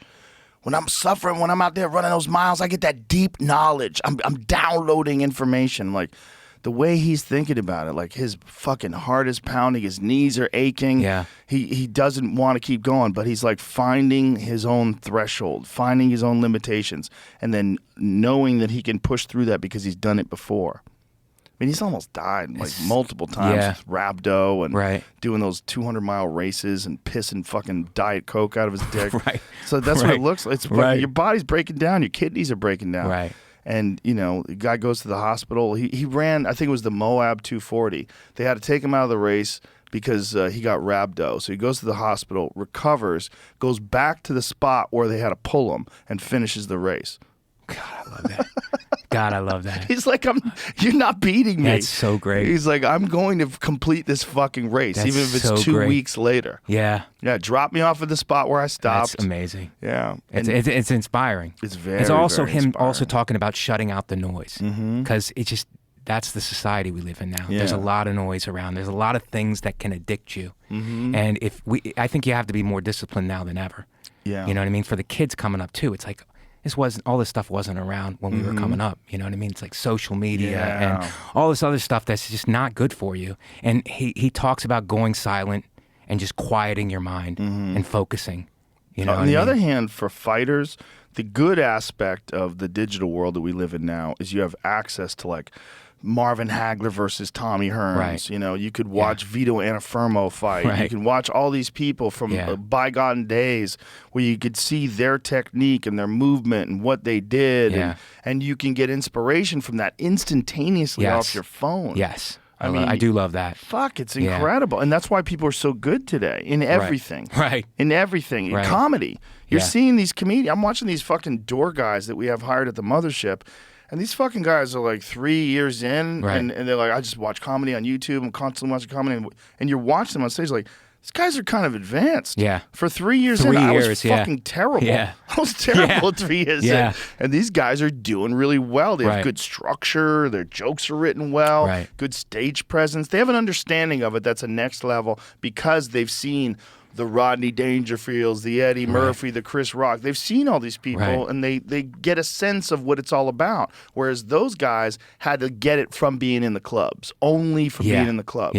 These guys, before they even step into a club, have like an education in stand-up comedy. And that's the beautiful thing about the digital world. It's just, this thing requires discipline. It requires a lot of fucking discipline. And if you don't have that, you're going to get sucked in. You know, and I see it. I see it with my own kids. We have to take their phones away when we eat dinner. Like, come on, put the phone over here on the counter. We're all going to sit down and have a meal together. We take it away from them on Sundays. No phones. We're all hanging out. Let's just do it this way. But if you leave them a phone, I'm just going to put it on my chair. Okay. And then you see them checking TikTok. Like, get out of there. Get out of there, you little fuck. Stop looking at that. You'd be surprised how many families don't have those rules. You got to have those rules. You got to have the rules, man. And they have to see it with you. That's what's important. They have to see the parents can leave it alone. If the parents are hanging out with them and they're not paying attention, that's a problem. You know, and it's easy to do. And it's easy, you know, with me, I would make excuses like, I got to work, I got to answer these emails, I got to do this, which is true, but still not. Don't do it. Just, you know, we all have problems. These are the most addictive things in terms of attention that anybody's ever experienced in history. Absolutely. Yeah, absolutely. Because you're doing your job, whatever. It's a little vacation, you know, to go and scroll and take your mind off everything. But you're right. What you said, you nailed it. It's like it sucks you in. It sucks you in, but there's so much good information out there. That's really true on how to improve your life. Like it's right there. And then references on books you can read and all kinds of other stuff where you can like, oh no, let me get focused here. And there's also plenty of people talking about the dangers of addiction to social media. Where you really can get an understanding of. It's not like it's just sneaking up on you. Everybody kind of knows what's happening while it's happening. And then it's up to you. Either you set up like a screen time thing where you only have an hour on this app, and after a while it just shuts you out. Or you just decide like, I'm going to get things done, and and if I'm going to look at social media for 10 minutes or whatever the fuck it is, that's my little reward. Just don't get sucked in. I do it in the morning. It's a real problem in the morning for me because I take a shit when I wake up, right? So I take a shit, I got that phone, and next thing you know, I'm like, it doesn't take 20 minutes to take a shit, stupid. Like, what are you doing in here? You're just pretending to be going to the bathroom while you're scrolling through social media. Isn't that something that you have to have that truthful conversation Oh, with yeah. yourself? Still to this day. Yeah. Yeah. And it's good that you can call yourself out on that. I was like lying to myself in there. I was lying to myself. Yeah, I lie to myself every morning. I'm like, I'm just gonna check it real quick. But see I my don't you email. do a cold plunge? Yeah, Yeah, man, do that thing first. Yeah. That cold plunge, like you're not thinking about anything else. Mm-hmm. You know, that yeah. hits I you do up. the cold plunge, but I usually have to go to the bathroom first. That's Right. the problem. Yeah. And I don't go to the bathroom without my phone. Right. So sometimes I'll wake up at like 8 o'clock and it's 8:40 before I get in the water. Yeah. Like, why did it take so long? Right. Well, because I had to say hi to the dog. Yeah, yeah. I had to get up. I But had plus, to- you're not rushing to get to that water either. No. I do it every day, but I don't want to do it Yeah. every day. So every day, like as I'm walking towards, there's all this self-talk where my brain's like, "Come on, man, you don't have to do this." And then there's the other part of me is going, "Shut the fuck up." great. Just get in It's there, great. and I always do it. But that talk, it's never like I'm looking forward to it. It's a smooth walk there. There's no mental hiccups. That's happened 0 fucking times. I love that. Every fucking love time that. I've gone, walked toward that thing, pick up the lid. I'm like, oh my God, are you really doing this? I set the timer on and my foot hits the water. I'm like, okay, we're in. And then, but once I'm in, it's fine. Yeah, yeah. Once I'm in, it's fine. Yeah. And but there's always that moment like 30 seconds in where your body's like, let's get the fuck out of here. Yeah. And you're like, hey, shut up, pussy. Yeah. Like, we're in here. I love that. We're in here for 3 minutes no matter what happens. I love so that. just fucking deal with it. And then when I get out, I'm always happier. Yes. But it's just that fucking Yeah. talk that you have to have in Yep. your brain Yep. while you get up there. Like, I know I'm not going to listen. I know that Right. inner bitch is not going to win. That's power, though, man. But That's- that motherfucker that's power. is so persistent. I love it, though. Every day he's like, come on. We don't have to do That's this. the power, man. Overcoming goes it, away. not listening to it. Like, nah, we're gonna do this. Yeah. we're gonna do this, and I think that lends you power to other parts of your life. Oh, it definitely does. It's really great. I do definitely cold does. showers. You know, I don't have a plunge, but I do cold showers, and it's never pleasant. I'll Cold hit the showers gym. in the East Coast I'll are do the rough. I do the steam, and then I'll just no matter what, I'll put it on, and then just do the Wim Hof, do the breathing in the cold. The problem with Texas is the water never really gets cold enough. No. It does in the winter. It gets pretty cold. I've taken some cold showers in the winter. I'm like, ooh, this is pretty cold. But it's not enough. It's just like cold shower here is like mildly unpleasant. Yeah. I want brutal. I know. want brutal. And it's like getting through that at the beginning of the day. First of all, it raises up your dopamine. Like Andrew Huberman and Susanna Soberg have put out all these scientific papers and podcasts and have all these discussions about the benefits for your dopamine increases Right. 200%. It Right. lasts for hours, norepinephrine, all Yeah. these like real tangible benefits. But the resilience, like having the ability to say to that inner bitch, fuck you. Yeah. If you watched me, you would think, oh my God, this guy's so stoic. He's a soldier. He just walks in that thing every day. But you don't know what's going on in my head. love that. In my head, I'm like, come on, pussy. I love let's that. Let's go have a coffee That's first. so great. That's like Goggins looking at his shoes for 4 hours. Exactly. He's looking at his shoes for 4 hours. Like, you gonna run Sometimes today? I'll stare at those motherfuckers for a half hour before I put them on. But he just lets you know, like you're never going to win that battle. You always win, but you're never going to not have Right. that inner conversation where Yeah. the comfort, everybody Yeah. wants that comfort. Yeah. It's just being the boss. You know, my Yeah, friend John being- Joseph always says, when it's time to tell you, your mind tells your body who the fuck's the boss. Yeah. And Yeah, that's I love really that. what it is. It's a philosophy. It's a mental philosophy that you have to have and you have to implement. Yeah. Yeah, but if you have the philosophy, that's the first. That's it. As long as you adhere to it. As long as you adhere Yeah. to it. But boy, it's so easy to not do it. Like today I got some stem cell shot in my knee and I can't do the cold plunge for 72 hours. So for 72 hours I get to be a bitch. But the problem is in my head I know 3 days from now Yeah. that fucking cold plunge is like, hey pussy, Yeah. remember me? It's even That's colder great. now. That's great. I'm feeling that too when I'm in a warm climate like this, and then go Yeah. back to New York and hit those cold showers there. Yeah. I'm gonna Yeah. feel it. Yeah, it's gonna be a wake up. Yeah. Yeah. If you get to a point where you got a yard and you can get a cold plunge, I can't recommend it enough. It's so and a sauna. If you have the two of them, Yeah. because they both test you in a different way. Right. Sauna's 20 minutes, and at 189 degrees, which is that's my sweet spot. When I get to like 15 minutes and I check my watch, I'm like, fuck, those last 5 minutes Yeah. are rough. They're rough. But I think it does elevate your mood, and it really does fight depression. 100%. It really does fight depression. Yeah, It's 100%. crazy. It's kind of crazy that like struggle fights depression. Yeah. But it really does.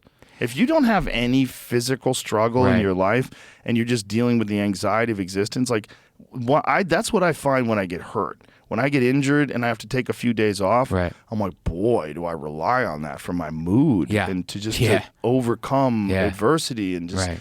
deal with all the bullshit of pressure of life. Right. But adversity is necessary. And that's a thing that's been kind of overrun today in Yes. society, the society that we live in now. Yeah. People don't recognize that, I don't think. All of my friends who don't do anything physical, they're the ones who struggle the most mentally. Right. I have so many friends that have like so many like weird mental problems, anxiety problems, Yeah. especially comics, that don't do anything physically. Yeah. But the ones that do something physically, they have such an advantage. Right. Because you're calmer. It's Yeah. like you're taking a drug Yeah. that allows you to deal with the bullshit. Right. Mind-body connection's huge. Yeah. Yeah. It is real. Yeah. And unfortunately, a lot of smart people don't recognize that because they're so concentrated on the mind. Right. They think of the body and concentrating on the body being frivolous. Right. But it's not. It's No. actually the mind No. that you're strengthening by concentrating on the body. Right. Because it's your will, which is a part of your mind. Everyone thinks your mind is just calculus and learning how to write and Yeah. learning language. No. Right. The Right. mind is also will. It's Yeah. also dedication. It's also discipline. And that is your mind. Yeah. And the mental strength you get from physical activities applies to mental pursuits Yeah. and to intellectual pursuits. Yeah. Absolutely. I could feel it. I could feel my mood change when I Yeah. do those right things, you know? Oh, yeah. Green definitely. juice in the morning, that's another big thing. NutriBullet. Oh, yeah. Okay. Spinach, celery, cucumber. You got to a be careful lemon, with ginger. that stuff, though. One of the things that I've found that I didn't know when I used to drink a lot of kale shakes is Mm-hmm. you get a high level of oxalates from that stuff, from non-cooked vegetables. Mm-hmm. And some people, not everyone, but some people develop like kidney stones and Really? things along those lines. Yeah. Oxalates can be a problem. Like when you're grinding up kale and spinach and eating it raw, you're taking in an exorbitant amount of oxalates. I just love those raw vegetables. And that Yeah. lemon just like kicks you too, man. And it just Yeah. sets the tone to eat better for the rest of the day too. Sure. You know? I generally just take athletic greens, and yeah. most of my diet is just meat. Yeah. It's like the majority of my diet is meat and fruit. I would say like occasionally I have a piece of bread, occasionally I'll have a dessert, occasionally I allow myself little treats, but Yeah. the vast bulk, probably like 90% of what I eat is just wild game meat, ribeye steaks, Great. and fruit. That's it. What about olive oil? I love olive Yeah, oil. it's great Love too. it. Because you got to Love be. it. I made that Yeah. mistake on like a keto diet too, not satiating myself enough with enough fats. Mm-hmm. Yeah. You know what I mean? Mm-hmm. So you make that mistake and then you stray off it, and people go, well, if you start eating about the keto diet, you start eating carbs again, you gain the weight right back. It's like, go figure. Well, the keto diet is a weird one because it seems very culty to me. Like, Yeah. all the people that are into keto, it's like there's something about it. It just becomes there's great benefits to it. There's great benefits to elevating your ketones for mental clarity, Right. for your energy levels through the day. Right. And, I've had Dom DiAgostino on the podcast, who's a scientist out of Florida, who's very interesting guy because he's super fit, like really like very strong, very athletic, and adheres to a keto diet. Right. Which is unusual for a scientist to be like that jacked and that Yeah. like dedicated to working out. Yeah. But also very, very like educated in the pros and benefits and the studies that show that Yeah. there's real benefits to just living off of fats, and that's Yeah. probably what most of our ancestors did, Right. like back in the day before agriculture and Yeah. grains and things like that. But cutting sugars is huge. It is. It really is. It slows you down, and I used to get like ferociously hungry, and I was like, "Is it because I'm lifting too much?" It's like, no. It's your sugars. Your sugars are too high. You gotta cut. We're all addicted to sugar. Yeah. I'm sure you've seen those pictures of like people from the 1960s on the beach versus like 2020 on Yeah. the beach, and it's Yeah. like, what the fuck Yeah. happened? Yeah. Sugar happened. Right. Corn syrup happened. Yeah. Processed carbohydrates. That's that what high happened. fructose corn syrup is the worst, man. Kills you. It's in everything. Yeah. It's so nuts how many things have corn in it. Have you ever seen that documentary King Corn? No. Great fucking documentary. But the documentary goes over like all the different things that have corn in them. Yeah. And that it's because corn is subsidized, because corn is a cheap substitute for things, and you can Right. add it to stuff for corn sweetener, and It's just in everything, and your body doesn't do anything with it. Like your body's like, what is this? Right. That's why you shit out corn. Like Yeah. when you look at corn in the toilet, that's because your body's like, Doesn't digest. the fuck is this? Yeah. You know, you don't find like watermelon in there. Right. Like watermelon just gets absorbed by your Right. body. Your body knows what to do with it. It's Right. normal. Your body with corn's like, what the fuck is this thing? You know? Yeah, Yet but it's feeling in good everything. every day is the goal. You know, Yeah. feel good every day, and you'll be able to do great things. If you gotta take feel care of good your every body, day. yeah, you just got to take care of your body, and Yeah. that's something that, unfortunately, with comics, you want some coffee? Yeah, I'll take some. The thing about comics is a lot of us are fucking impulsive, and you're spending the Yeah. nights at the clubs Yeah. drinking and partying and hanging out with a bunch of other assholes, and everybody's having fun, and it's just Yeah. it's easy to just And also, you're a creative. Mm-hmm. You know, you're a creative type, and creative types, you know, tend to be by nature less disciplined And more so if indulgent. Yeah. Yeah. So if you could just keep the discipline. Yeah. You know. Yeah, they're That's not where I'm mutually exclusive. People want to think that creativity and discipline, like, they fight against each other, Right. but they don't. It's just impulsive people, and they tend to fuck things off and not do them. It's also like why you got into comedy in the first place, because you didn't want a job, you didn't want to grind, and Yeah. so you figured out like, Yeah. well, I'm not being a garbage man. That sucks. I'm gonna go to open mic night, and you figure out how to. I'm make a star. career. Yeah, I'm special. I'm special. Yeah, that's the weirdest thing, right? And then there's the other thing. That's the thing that happens when you get famous. Like, you have to fight that demon now. I'm sure. And you I'm have sure to- that's a whole nother. It's a whole nother thing. Yeah. And a lot of people crack. There's a lot of Chris Tuckers out there in the world that Yeah. got really famous and then just like, ah. Yeah. Martin Lawrence cracked. Right. A lot of people crack. And some of them, it's like legit mental health issues. And some of them, it's just the overwhelming pressure of fame and, you know, and maintaining focus and discipline. And also, you got everybody around you that's kissing your ass. That's You a big start- thing. Yeah, you start believing it. Yeah. That's another big thing. You have a lot of people not telling you the truth. Yeah. And calling yourself out on stuff. Are you ready for that? I think so now. I mean, I'm older now. I'm 50. Yeah, that helps. Yeah. That definitely Yeah, helps. back in the day, maybe not. You know, I was always pretty disciplined, but yeah. Yeah, I would not want to get famous at like 18, 19 No. years old like some of these kids are. Depends I how think you're that's raised poison. too. You know what I mean? If you're raised Yeah. with that discipline, like my father never let me get too out of control. Well, that's It was good. very much like, you think this is all free where we live here? We're Right. living here for free. What do you think this is? You know what I mean? A hotel? Yeah. Do you think your mother just cooks and does your laundry and it's all for free? I love that. It's like that Yeah. Italian, you know what I mean? They push it. Yeah. And make sure that you appreciate where you're coming from. I had a Immigrant lot mentality. Of that. Yeah. I had a lot of that growing up. Yeah, that's good So, for you. yeah. That is good for you.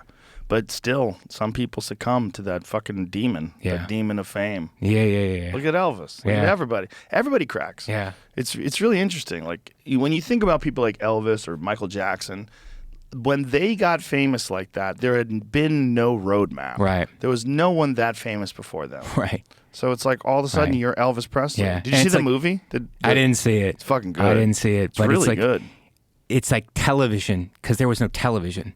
So television like changed the game Yeah. and made these guys international like stars. And they weren't used to that. Yeah, I mean, You they're know? doing all these late night talk shows, Right. and they're performing in front of millions of people. Yeah. No one's ever, like, before Elvis came along, no one had ever been really that famous. I don't think there was anybody Right. like that before him. Right. And then this guy's got to figure it out, and Yeah. he's got people handing him pills, and he's Right. banging all these broads. and Right. It's like, Right. good luck. Yeah. Good luck sorting Yeah. that out. My favorite Elvis is Elvis on pills doing karate. Those are my favorite Elvises. I fucking love those videos.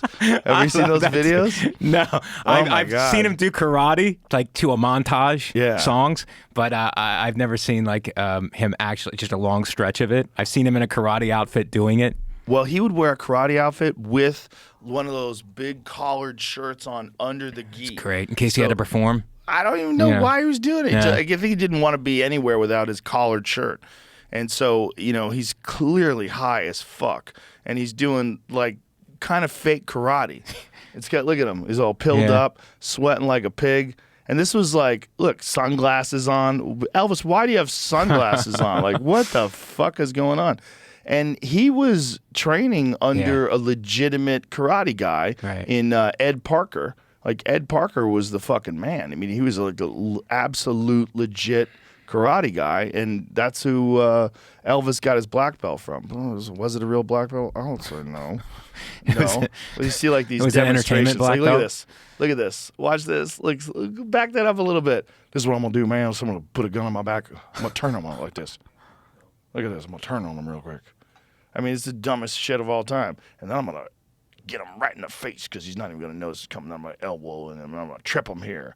Like, this is so bad. Yeah. This is so dumb. By the way, that guy shot you 5 times he already. shot you 5 times Your in the liver back. has 4 holes in Yeah. it. You're dead. It's so dumb. Here, man, I'm gonna grab him by the face. Yeah. What you gonna do? I mean, and if you listen to him talk back then, Yeah. he's like clearly intoxicated. Right. He's just fucked up Yeah. on downers, just doing karate, feeling like a Yeah. champ. Now the other side of it is Gary Coleman. Gary Coleman, who that's great.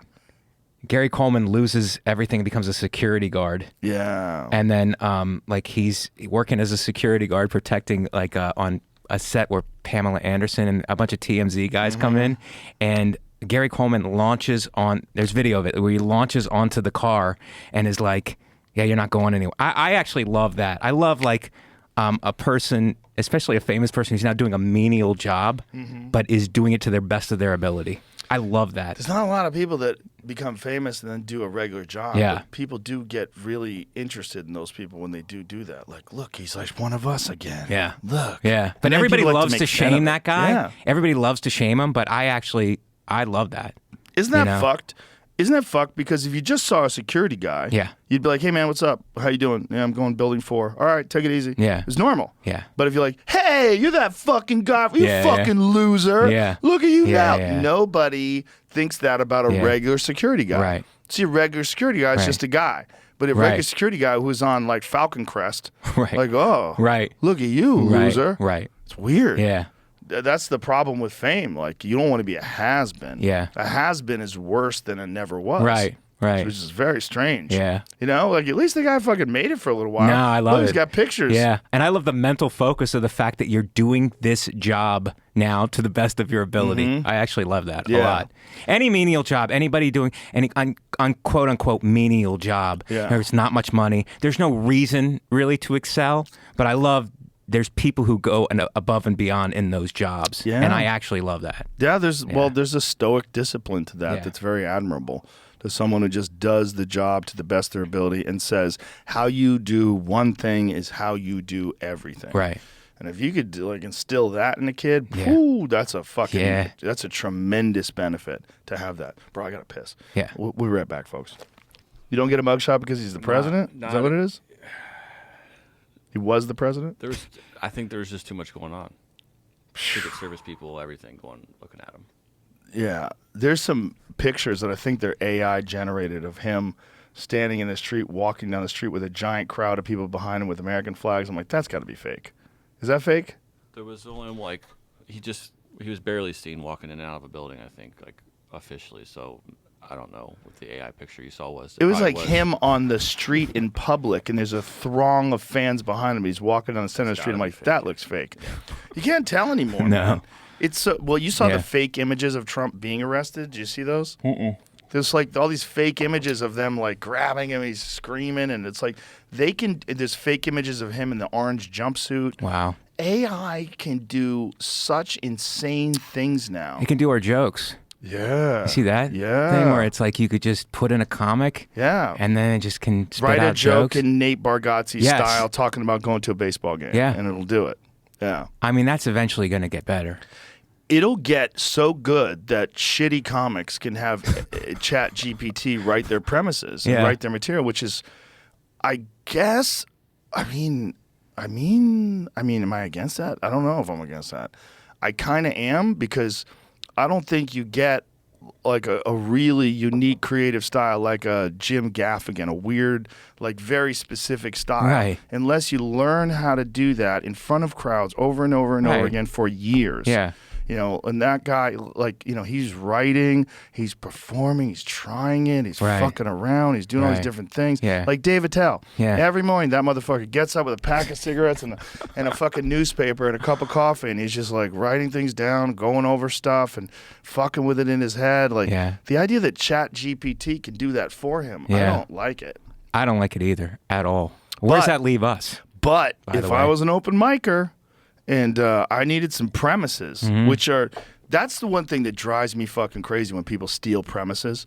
It is so hard to come up with a premise. It is fruit that you've like climbed to the top of a tree and risk your life to Right. grab that apple. Right. And someone goes, "Oh, I'll take that apple." Yeah. And then I'll write my own thing on that apple. Yeah. Okay, you motherfucker. You saw that guy grab that apple. Yeah. That's his apple. Right. And, you know, people go, well, I could write a joke on the subject too. Yeah, sort of, but your On the joke subject. is completely derivative Right. of his. Yeah. That's a great thing about a tell. Oh, yeah. You'll get a text from him Oh, at 3 in the yeah. morning. He's Oh, like, yeah. "You have a joke about a clown on a tricycle who's on meth." It's like, Dave, not only do I not have that, I've never... Well, he thinks when things come to him too easy.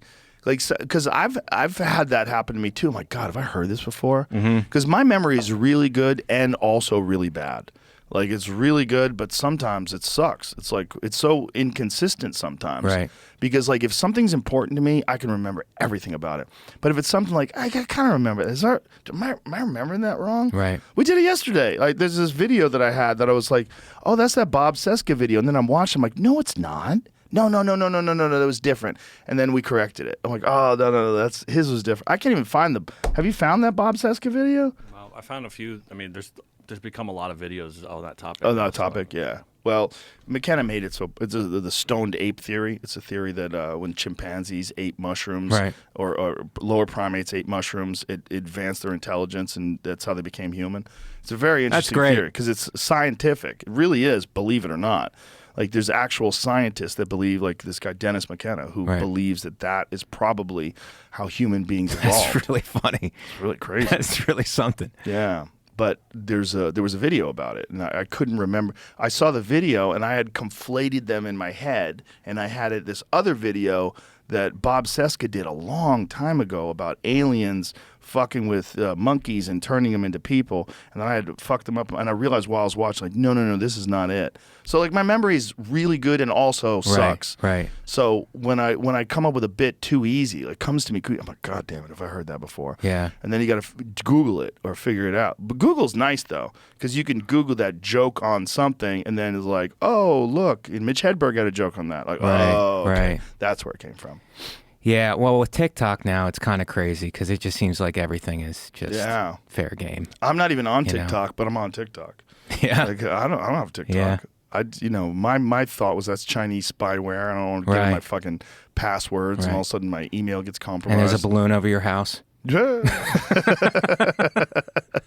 Just for the weather. What was the deal with those fucking balloons? Did they ever figure out whose balloons No, those were? I That thought had it- to have been them timing our response. I thought of something right? yesterday. That's a response time thing. That's not actually a weather balloon thing. is it? Maybe, but I had heard also that those balloons were flying around when Trump was president. They didn't tell him about it because they didn't want Trump going crazy and like shooting nukes at the fucking balloon. Have a nuclear bomb blow off of the balloon. They nuked a balloon. Yeah, I mean, It's he's great. fucking wild, man. With the TikTok being from China, which it is. Yeah. The last, I don't know how many, I was thinking back how many iPhones I bought. They come directly from China. They're shipped from China. Oh yeah. TikTok's already on them? No, no, like but- the phone but the itself. phone, yeah. It's shipped right from Yeah. there. So, like, why? How do we know that they're not Yeah. Well, intercepting? this and- is one you have to think of.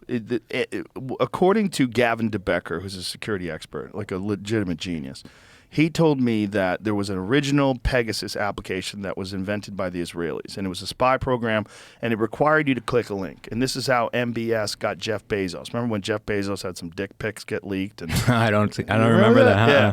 Well, what happened was, allegedly, someone sent him a link on WhatsApp. He clicked on that WhatsApp link, and then it downloaded this spyware onto his phone that he wasn't aware of. Right. But apparently now, with Pegasus 2, all they need is your phone number. So all these security companies, I'm sure the NSA, anybody else, they just need your... Like, I had a conversation with a friend of mine about this last night. He's like, how do you handle that? I go, I assume that the government or someone is listening to everything I say, every email. So I just don't say anything that stupid. I mean, if you go through, that's good to live by, but just in general. If they wanted to go through my meme collection, the things that I say, like, I have a chat with Shane Gillis, Mark Norman, and Ari Shafir, like Protect Our Parks. We have a group chat, and it's the most fucking ridiculous shit. It's constant chaos. It's like, you can take any one of those things that looks horrible. You pull it out, but it's not for you. It's for us. It's four comics talking shit to each other, having fun. That's great. But that's just part of the program. Luckily, I have the ability to explain that. Like I've said, did you do a thing with Greta Thunberg getting fucked in a gangbang? Like, I didn't make it. Somebody sent it to me. And I thought it was funny. I'm sorry if I think inappropriate things are funny, but but you have to make that assumption. Like, kids don't understand that. Like, and I'm so glad there was no phones around when I was 15. There'd be 1,000 pictures of my dick. I'd be sending them to everybody. I think everybody would have. I think everybody would have back in the day. Chinese weather balloon that flew over U.S. gathered intelligence from military sites. So I found this reported 2 days ago. This is a Irish site, Independent Ireland, and then another site called The Times. I don't know where it was from. Interesting. It was ad block, but there's reporting that, and I don't know. And they just basically explained it by saying it was a weather balloon. I mean, that's do we that's really like need weather balloons anymore? That's a pretty bad lie. Don't we have satellites? Why do you have a balloon? It's a weather balloon. It just is what it is. Yeah, I mean, I think it's also probably a fuck you. Just fly a balloon over your fucking country. What are you gonna do? I think so too. Yeah. There's got to be. It was a push. It was a push to see our response time on it, I think. I guess it's a fucking. Or to see what we would do. It's a weird world. It's a weird world. Same thing. Chinese spy balloon captured sensitive military info after all. U.S. officials say Beijing obtained U.S. military intelligence from a spy balloon that was shot down in early February. I've had Mike Baker on multiple times. The Fox guy, he's a former CIA operative, and he essentially said that one of the things that China's been doing by the way they gather intelligence is they sell cell phone towers at a very low rate, and they install them all around these sensitive areas. So, like, if you go to where these military sites are, what is it, Wyoming? Is that where it was? Where he's explaining to us? There, Idaho, like in the where they meet. And all these areas where this sensitive intelligence is going on, it's like China has all these cell phone towers set up there, and it's their equipment that they put in. And we already know that that's the reason why they banned Huawei from the United States. And Mike talked about that as well, that Huawei was using, whether it's routers or all their different types of equipment that they were selling, had third-party access. So they could, like, steal data, and they could steal intellectual property. So they could... We know that's like one of the things China does. They anytime the United States has an idea, they just copy it and make it better. And they constantly do that. And Huawei was genius at it. Huawei, before they banned them, had the fucking best phones that you could get. And I was about to buy a Huawei phone like right before they got rid of them because they had these crazy cameras. And that's a Chinese company? Huawei? Yeah. They just push stuff to the edge, make the best shit available, and then steal all the data. I mean, I don't understand technology at all. I'm barely able to function on my phone. Probably better that way. I mean, it's a rabbit hole that if you go down to, I got my Instagram jacked, and it's like I fell into a phishing scam or whatever, and I got it taken from me. How'd they get you? They said, do we have intellectual property, something, you're using something, clips or something that, it's my clip, but it was from like TV. And it's like, it's an intellectual property issue. And it's like, click here to figure it out or to clean it up. And I clicked on it, and the guy was like, he texted me, he's like, we got you. Yeah, he's like, we got you. And so what did he say to you? Send me $5,000 and I'll give you your account back. Wow. So did you? No, I said, but your sister says she's having a good time with me. And I didn't do that. I just didn't respond because I didn't know, whatever. But I was like in a panic then because I was like, do they have other, I don't know stuff. So it's like, do they have my account all my information? Right. Like, I don't know if it's just Instagram. I don't know Right. what's connected Do to they have your what. credit card, Yeah. Facebook. It's like I start panic. I start flipping out. You know what I mean? So I call my friend who's a tech guy, Ben Rosenfeld. Shout out to Ben. And he he's also a comic, and he helped me try to figure it out. But there is no recourse. Like there's no recourse for it. It's like you can file a complaint, but it's just basically gone. You can start a new account. Oh, wow. Yeah. So your account's gone? No, I didn't have to do that. I had another friend help me to get it back. He works for he has an account with a company, and the company helped me get it back. Oh, fortunately. Wow. But I mean, as an individual, as a private citizen trying to get that back, it's like deaf ears, man. They don't care. Well, there's just too many of them, I think. I think it's happening at scale. It's like you're dealing with a company like, say, Instagram. How many people let's guess. How many people are on Instagram? What do you think? Well, there's 350 million people in the country, right? But in the world, there's oh, yeah. Instagram is worldwide. Yeah, billions. How many people do you think? Billions. Just take 2 billion? What do you think? 3 billion. I'll say 2. Let's say, what do you think? How many people do you think are on? It's probably about 1. 1 billion? But daily active users would be less too. So. Let's find out how many accounts are on Instagram. Let's Google that. How many individual accounts are on Instagram? I'm saying 2 billion. What do you think, Jamie? You say 1? You say like 2, 3? Yeah, 3. Facebook's the most, and it's not over 2 billion yet. Oh, it isn't? Pretty sure. I thought it was. Facebook's worldwide. Yeah. Right? Facebook changes elections in places. Like, that's crazy. Right. I had Zuckerberg on, and you could tell, like, having a conversation with that guy. Like, Dang, I'm off. what? Instagram is 2.35 billion active users. Wow, that's you. Wow. That's you. Wow, that's crazy. That's a lot of people, Yeah, I guess it would be man. hard for them to field. I guess it would be hard for them to field like complaints or But whatever. meanwhile, that's 4th amongst the biggest social media networks globally. So what's number 1? Facebook's number 1, 2.9 billion. YouTube is 2.2. I don't really consider YouTube social media, not that much. Right. Because maybe it is. I guess it is. But I don't use it that way. I use it for entertainment. Yeah. If I'm watching YouTube, I'm watching stuff like fights or Clips, yeah.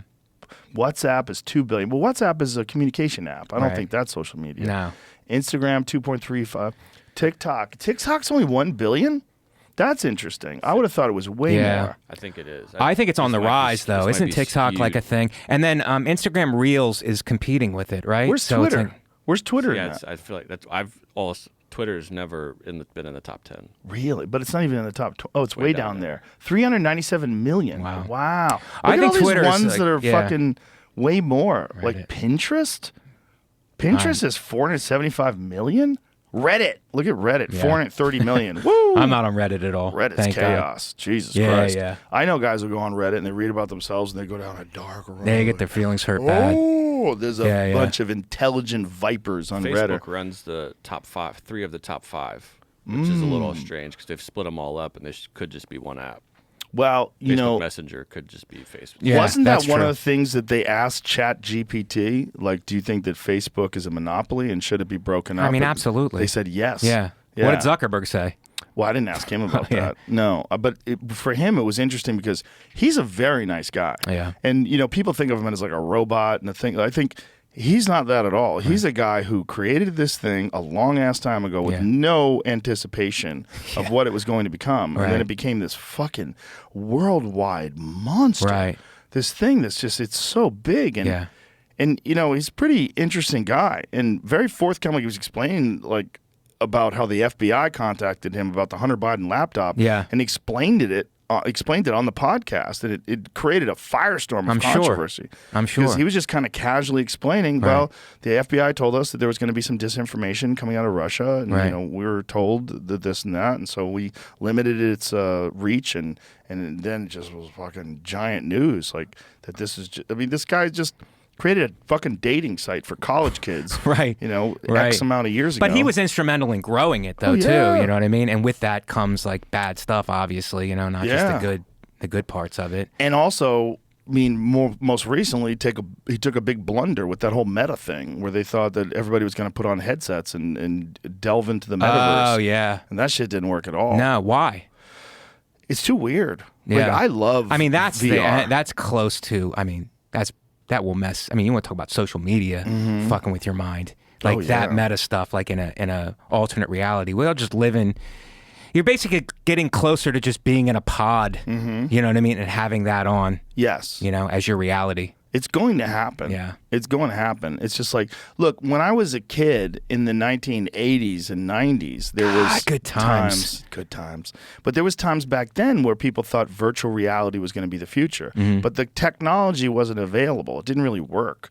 But it was always this thought, you know, that one day we're going to live in virtual reality. And that was the Matrix. That was Right. like all these different things. But it Right. was like science fiction-y enough Yeah. that it was so far ahead. Yeah. And then the technology was kind of clunky, so it never really took off. But Right. then when Oculus came around, and what were the other ones? There was another big one other than Oculus. Vive, that's right, the HTC Vive. That they were so good. You're like, ooh, maybe we're close.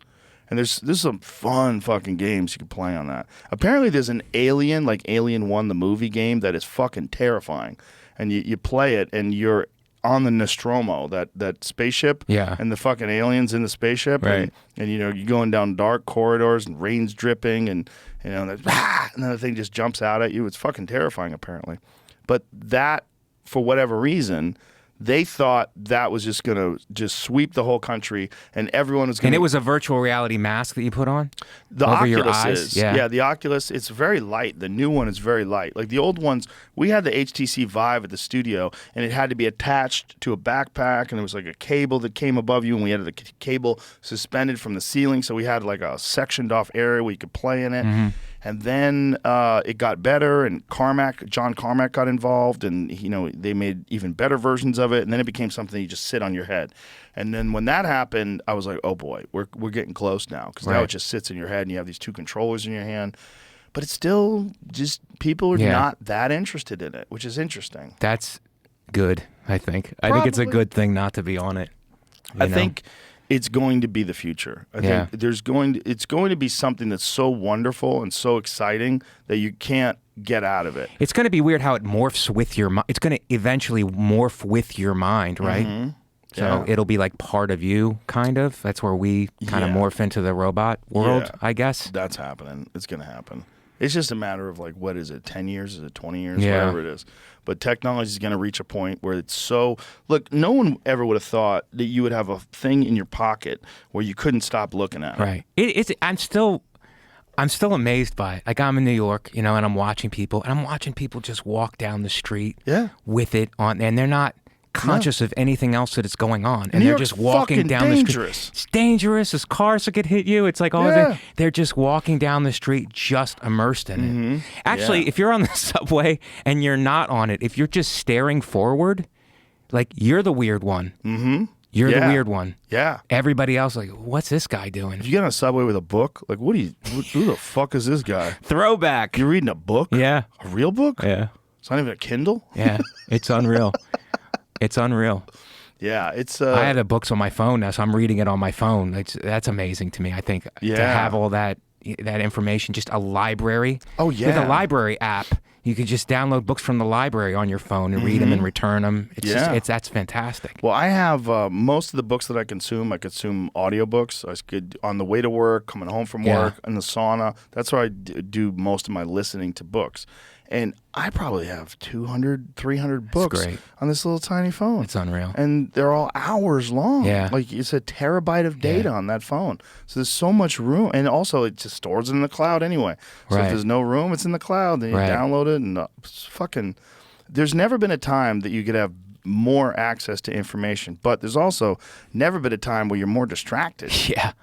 That's the rub. Yeah. That's the rub. But if you're focused on the information, man, it's like it's college. It's basically a college in your pocket. Yeah. It's unbelievable. And people listening might be like, what do you know, because people grew up with this, but we didn't. Right. Like I knew a time where this didn't exist at all. Like Yeah. me and my brother had a room together. It was both of us, no TV allowed in the room, dinner together at a certain time, unless you're working or you're at a sports practice, you're having dinner. My father's playing music while we have dinner. We're talking about our day. Yeah. And then when we go to sleep, it's like a room, no television, because he didn't want us in our room watching television on our own. You want to Right. watch television, you're out with the family. Right. You know, right. it's that kind of thing. So I guess, you know, it's a different world. Yes. And it's been a gradual thing. but it's still very, very different. Like, I don't have kids, so I don't know how that would be. But I guess, I mean, like what you do, what you implement with your children, It's sounds difficult. like the right thing. They get mad at you.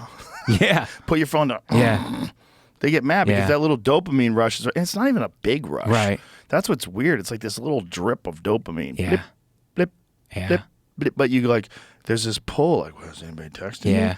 Anybody, what's going Right. on? You're just like, I see some people on the podcast. They can't help but they reach for their phone. Yeah, that's the thing. Like they just check their That's the text thing. messages. And this is your podcast. and it's giant. There's Yeah. millions of people watching Yes. someone just look at their phone. It's like, It's whoa. nuts. But they can't help it. They just get so Yeah. sucked in. I've done it to the point where it's like when I first get up, I make sure I don't look at it, and do other things first, and then I set time aside and I mentally prepare myself. I go, okay, now I'm going to look at it.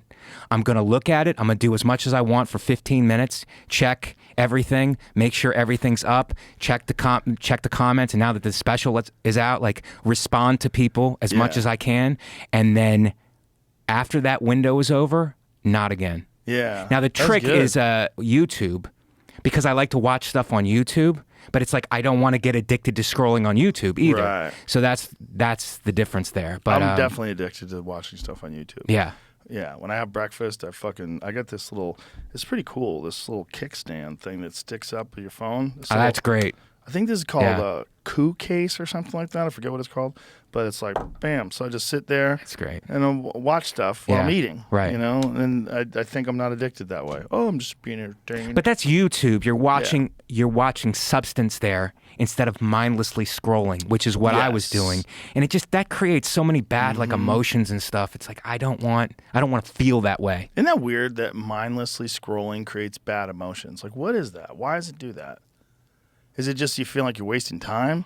You're wasting time. You're seeing a bunch of different things, like the energy coming from the thing. I'm a big energy guy too. It's like the energy coming from it hits.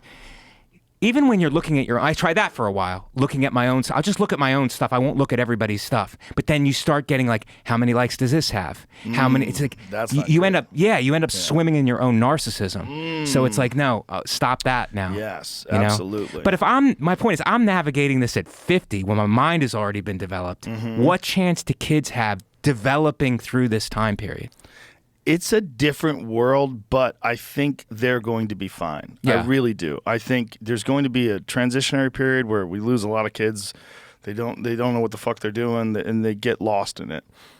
But there's going to be enough kids that recognize, like, okay, this is just the new reality of life. And if you want to be successful, just like you when you were young, you had focus and dedication, you realize there's a lot of people out that don't do that. And, I can learn from them what not to do. Right. There's kids that are doing that now, too. And, like, I have friends that very much limit their kids' access to social media. They don't allow them on things. They don't allow them to have a phone. I don't think that's the way to do it, because this is a reality, and I think that if you give the kids the tools and the understanding to handle that, this is a new level of adversity that they have to deal with that we didn't have to deal with. Right. But it's the way I look at it, it's like cold weather. Like, if you grew up in a place with cold weather, you developed an understanding of what the fuck that means. Like, you got to shovel snow, you got to deal with it, and I think they have a new level of adversity because of the pressures of social media and because of like the shit talking, especially with girls. Man, girls are fucking mean to each other. Yeah, they reputation destruct. Yes. in the comments, and they shit on each other and group chats, and it gets real nasty. And you developed a level of resilience from being able to handle that. Right. And after a while, you get okay with it. And you have to understand what that is. But you have to understand what that is. Yeah. And you're right. You're like going in with that mindset is the important thing. It is. But if you're just caught off guard with it, yeah, then it can crush you. And it has. It's driven people to suicide. It definitely has done that. And there's also a thing, the FOMO aspect and the comparison. And this is apparently very bad with girls as well, because there's a lot of people that are using filters and they're changing their body. Right. And these girls see these people and they look perfect. And then they see themselves in the mirror and they have zits and they look like shit. And maybe they're a little overweight and they get massively depressed. Right. And then they think, well, the only way for me, I have to be like that person. Right. So I have to do what they're doing and be completely focused on my looks. And And some people just, unfortunately, through a genetic roll of the dice, they don't have good features. Right. They don't look good. They don't have a good body. Right. And then they just feel fucking depressed because Yeah. they're comparing themselves to this comparing. thing. See, like, if you are a comic and you want to be a great comic and you're kind of funny and you're figuring out, you can see like Chris Rock and you go, maybe I could get to that spot. Right. Maybe I can get there. But if you're a girl and you're born with an unfortunate appearance, Right. and you compare yourself to some bombshell who's like doing squats with her giant ass in front, you're like, I can't be that person. It's not attainable. Right. That's very, very depressing. Very to people. difficult. Very hard. Very difficult to deal with. Because the pressures of that, it's like that is one of the most important things on social media is to be attractive. Yeah. It's a currency in and of itself. You know, there's people that I see on Instagram that are like, they have 45 million fucking followers. And Right. all they're doing is squats and Yeah. you know, looking pretty. And there's also a thing with placing undue value on that.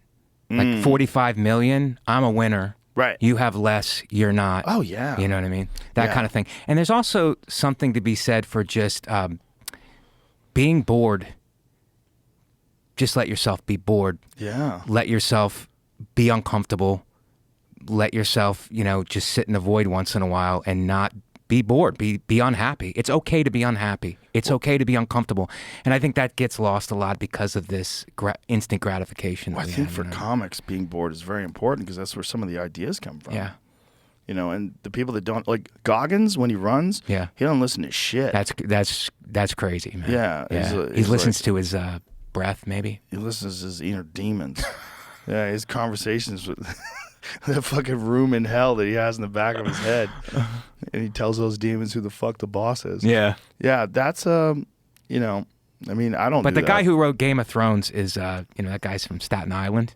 Mm-hmm. So it's like, the level of imagination, the detail that he must have had in imagining this Yeah. world. Uh-huh. If he would have had a phone, maybe that doesn't happen. Sure, You know? maybe. Yeah, maybe. It's possible, but I mean, it's also possible. Or if he was a hot guy. You know what I mean? Like if he was a hot guy and had Yes. option of all these women and going to the beach and lifting and all that stuff, like maybe he doesn't write that, but Right. Yeah, yeah. I mean, I'm not reading Mario Lopez's book. You know what I'm saying? he's too hot. He's too hot. He's too hot. Good looking guy. Yeah. Fucking great body. Yeah, Looking just fancy. winner all the way through in his life. Yeah. Yeah. What is that guy? And supposed to be a pretty good boxer. Yeah, he's a very you good know? boxer. Yeah, he's done jiu-jitsu now Yeah. too. Competed in tournaments. He's Yeah. a good blue belt in jiu-jitsu. Really? Yeah, And he's- abs, like when he was on Saved by the Bell, like I remember he was like a wrestler on Saved by the Bell, and Saved by the Bell fan, by the way, and he was. He just was shredded then. Yeah. You know what I mean? And Yeah. shredded all the way, always, I'm Too sure handsome. I'm sure he works hard. Oh yeah. But like physically gifted. Right, but he's not going to write a Game of Thrones. Right. Maybe he will. Right. What the fuck do I know? But the odds are Yeah. that's not going to happen. One of my favorite authors is the guy who wrote Conan, Robert E. Howard. Yeah. And Robert E. Howard was a recluse, a shut-in, lived with his mother, committed suicide in his early 30s. Right. But the fucking books that he wrote, like those fantasy novels of Conan, they were fucking amazing when I was a kid. And this is a guy who was, kind of a shut-in and kind of a, very depressed. Right. And he wrote about this conqueror. It was like this perfect man who just destroyed things and fought off dragons and Right. demons and, and it was amazing Yeah. work. But if he was, some beautiful hot man, probably that wouldn't have gotten written. Right. Yeah. Right. That's the thing about creativity. It's like it's this very strange Yeah. sort of force that you have to figure out how to tune into. Right. And if you're tuned into other stuff, you're not going to give it the time that it deserves. Yeah, but the fact that he couldn't be that hot, popular guy, it forced his mind. Mine is just so powerful. Yeah. And it forced you to go to another place.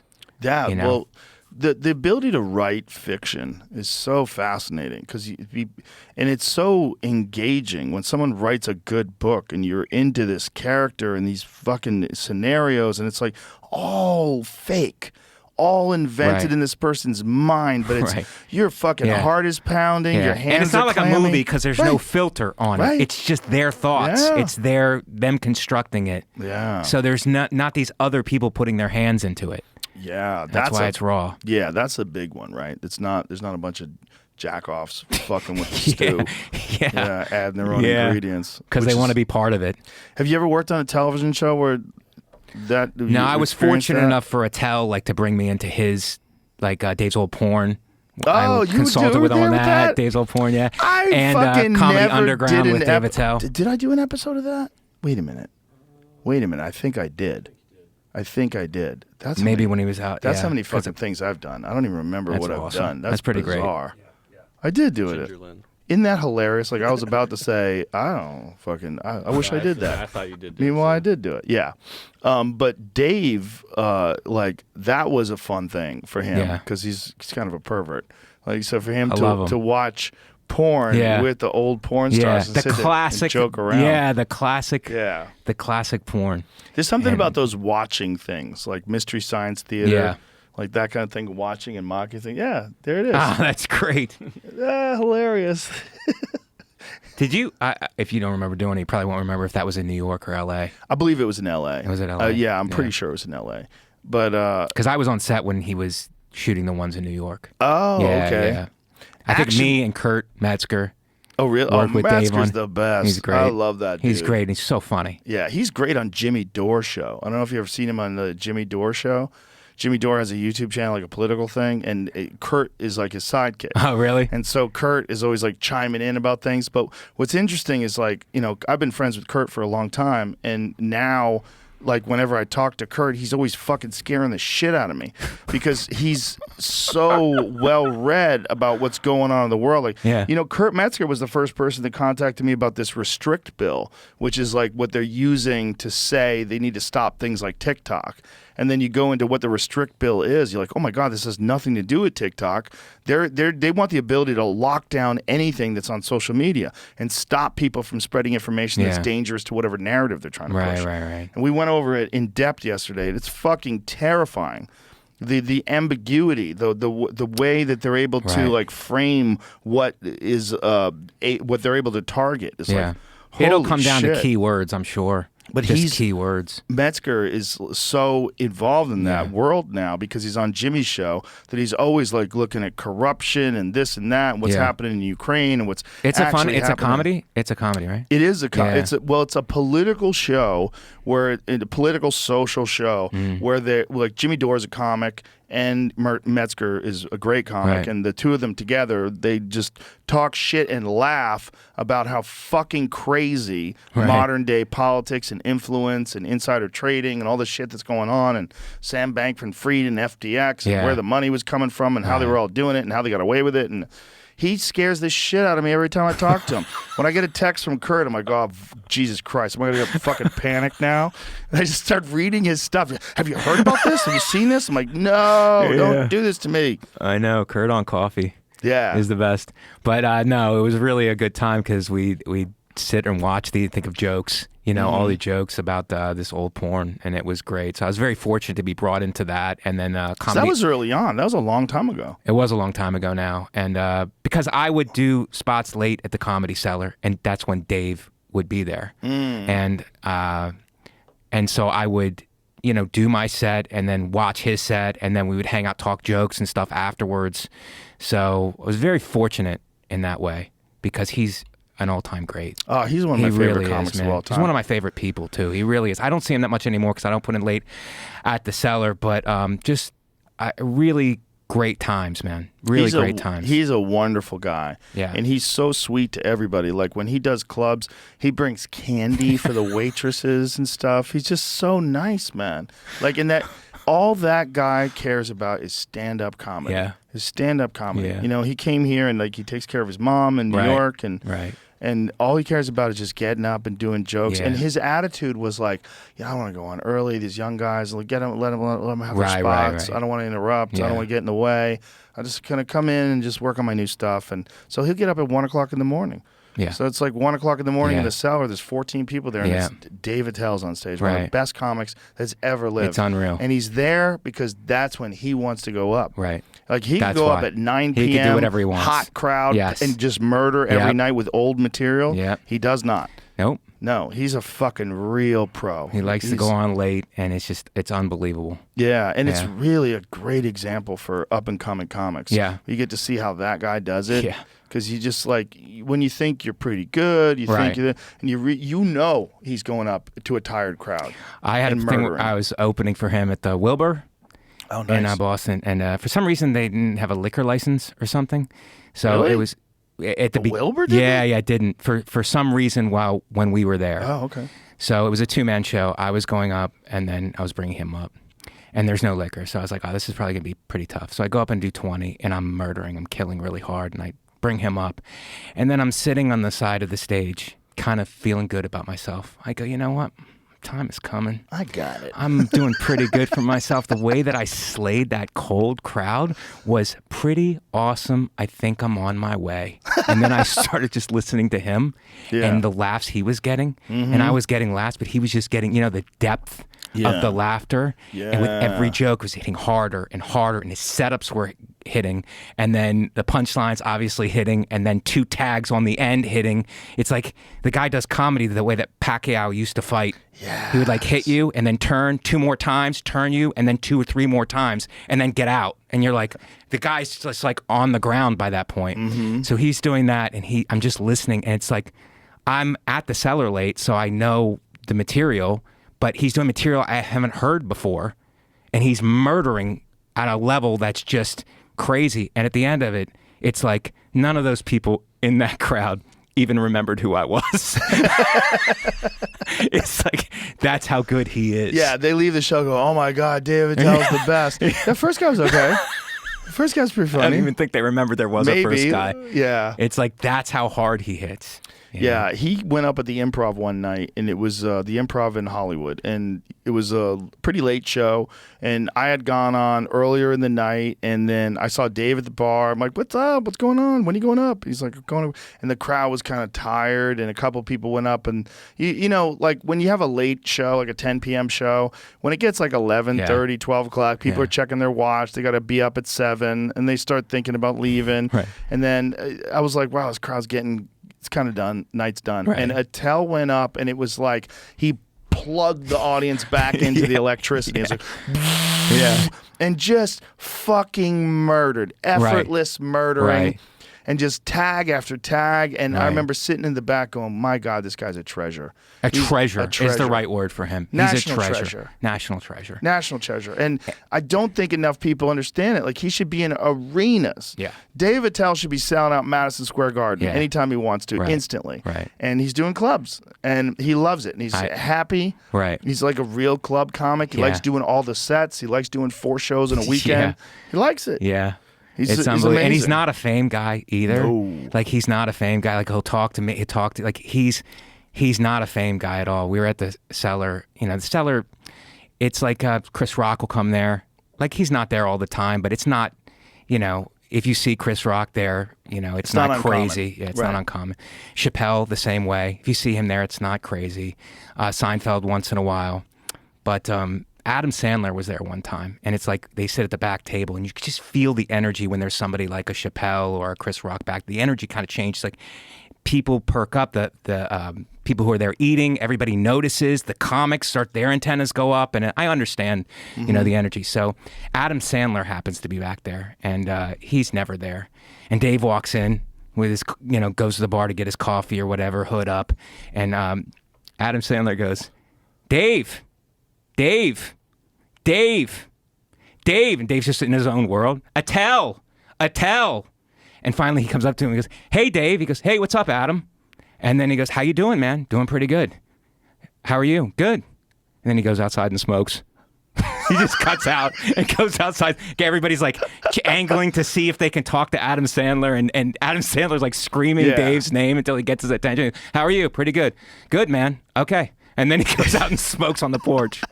It's classic, man. He's a real comics comic. Yeah. Like the best version of a comics, like a master of his craft who Right. doesn't get the appreciation that he deserves, Right. and who is universally respected Right. by his peers. Yeah. That's Dave. Yeah. Yeah. Absolutely, he is. Yeah, So he's one of the greats of all time in my mind. me too. It's so important to have guys like that around. Yeah. And the guys in New York are so fortunate. And unfortunately, also, he has a lot of babies. Like what Patrice would call babies. It was like someone who like copies your style. You'll hear guys talking like this. They have a setup and a punchline. I know. It sounds like Yeah, Dave. you got to stop listening to him. I did that for a while too. It's like you got to stop listening to him. You got to stop after a while, and it's hard because you want to go because he'll turn you if you're watching him. It's like he'll turn you. When you're watching another comic, you'll go, "What's his angle on this? Right. What's his angle on this? I'm curious to see what his angle is on." Even Chris Rock, some of the greats, you know. But with Attell, you go down. If you go down with that mindset, like I wonder what his angle is on this. After 3 jokes, you just become a fan because you're gut laughing. Right. You're gut laughing like the rest of the people in the crowd. Mm-hmm. You know what I mean? So it's that. He turns you into a comedy fan. And then Again. the problem is you go on thinking about his act, and then you compare your own material. You're like, oh my God, I hate my jokes now. Oh my God, that's the biggest thing. It's like his throwaway stuff is is better than your main stuff. Well, that's one of the best things about those showcase style clubs is that you do work with these killers, and you have to sort of reevaluate your material. Yeah. If you know you're going to go on after Shane Gillis, like Shane was in town this week, and Shane right now is, in my mind, for my money, he's got 15 minutes that could fuck with anybody's 15 minutes that's ever lived. He's a goddamn assassin. Yeah. He goes on stage. He was going on stage as a mothership, and I watched some of these comics that had to follow him going, oh, fuck. Yeah. Because he's just throwing heaters. Yeah. It's like 99-mile-an-hour fastball after 99-mile-an-hour fastball. And he's so likable. Yeah. And he's such a good guy. And he's Yeah, so he funny. really and, is. and his facial expressions are so great. Yeah. And he's got his, like, when he got canceled, that whole SNL thing. Right. And he got kicked off of SNL, devastated. But he emerged like a fucking phoenix from the ashes. Yeah. He's way better than he was back then. Right. He's like one of the best top 10 comics on planet Earth, without doubt, right now. He's fantastic. And it came out of that pressure. Yeah. And now he's the one who like freaks people out. Yeah. When they know that Shane's going up, he's going to do that Trump impression. When he does Trump at the debates, like the fucking show is over. And it's not just that; it's very punched up all the way through. It's like that New York style, and he came out of Philly. Yeah. And it's great. It's great to see his success. It's punched up, and it's also like it's so smart. Yeah. Like he's got a bit about George Washington because Shane has a deep knowledge of history. He really reads a lot about history, knows a lot about history, so he can incorporate that. And there's like layers to his comedy because of his understanding of things. So he's setting things up, but he's doing it in a fun way where even the setups are funny. Yeah. So that's nice a big to thing. see. That's a discipline in and of itself to get a laugh on the way to the punchline. And to structure it that way and to like reevaluate and go, okay, maybe there's probably a funnier way to get into this. Let me figure out the right way. And it's nice to see the funniest guys win. Yeah. It really is. Well, don't you think that in stand-up, there is a meritocracy in stand-up that's undeniable? There's guys who get more popular than maybe like the Attell guys. And so you go, well, maybe there's not a meritocracy. But for us, it is. Like the best guys are always the best guys. If you're sitting around with a group of comics and you just watch the show, you're like, oh my God, this guy fucking killed. Right. Like, holy shit, that was good. Like that meritocracy, like that exists in stand up. Like if you're not funny, if it doesn't work, nobody cares about you. Right. And that's just how it is. There's no cult of personality that can carry you over.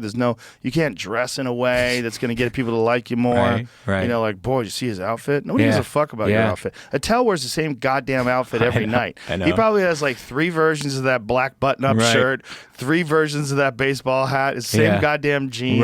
Right. Doesn't matter. It doesn't. He's so nondescript. Yeah. It's almost like he wants to blend in. Right. He wants to blend in and wants to just be the vehicle for the material. Right. But to your point, there's a skill set at play, and we all know the skill set, and other hardcore comedy fans know the skill set, and the waitresses, because they see it every night. Oh yeah, yeah. So they know smoke and mirrors, and they know what's real. Do you know Eleanor Kerrigan? Yes. So her, Eleanor yeah. was a waitress at the Comedy Store for like, I don't know, like maybe 10 years before Yeah. she ever did stand-up. And we were always, I would go to Eleanor when someone would say, oh, this guy's really funny. And I'd go to, have you seen him? And she'd go, he's a fucking hack. I go, really? Yeah. And she goes, yeah, it's all Yeah, tricks yeah. and bullshit Yeah. and smoke and mirrors. Yeah. I'm like, whoa. Yeah. She'd have like a fucking tray of drinks. Yeah. Like, he sucks. They know. And then you would watch him and go, oh my God, she's right. Like, so she was a comedy fan Right. from being there Right. and like doing, and then eventually we all knew she was hilarious. It just took time for her to have the courage to go on stage. Right. Now she's a headliner, killing all over the fantastic. country. Yeah. It's amazing. But Yeah. knowing her as an open micer and knowing her as a waitress before she was an open micer, Yeah. she was one of the people that I would go to if I would ask her like, hey, how did this person do? How was this person? And she would tell you in a way that like she wasn't jealous because she wasn't a comic, Right. but she was like deeply embedded in the Yeah. comedy world. Because And- you can kill without a skill set. Yes. You can kill without a with skill set. personality. Right, and- right, right. And goofiness. Yes. And yeah, you Yeah. can. And some people, that's like their whole, and some people are great at it. Right. And that's their whole career. Right. You know, but Right. there's something about the well-crafted act Yeah. that to me is like, I will watch that every time. Me too. Yeah. I If like I'm that a lot. leaving and then I find out someone really good is going on stage, I'm like, I'm going to stick around. Yeah. I need to see that. And that's the real education that a guy gets if you're in New York. Like if you are, you're on these shows with Greer Barnes, you're on these shows with Dave Attell, you're Right. on these shows where you get to watch all these fucking killers over and over and over Yeah. again. And as a comic, you know it's real. And you're like, God, I'm blown away by this. Greer Barnes is another one. He's I've known unreal. Greer forever. He's I great, did shows man. with him in the 90s. So great Yeah. and such a pleasant guy to see. Every time I see him, it's like a hug. He's just a fantastic guy. And he's in the back.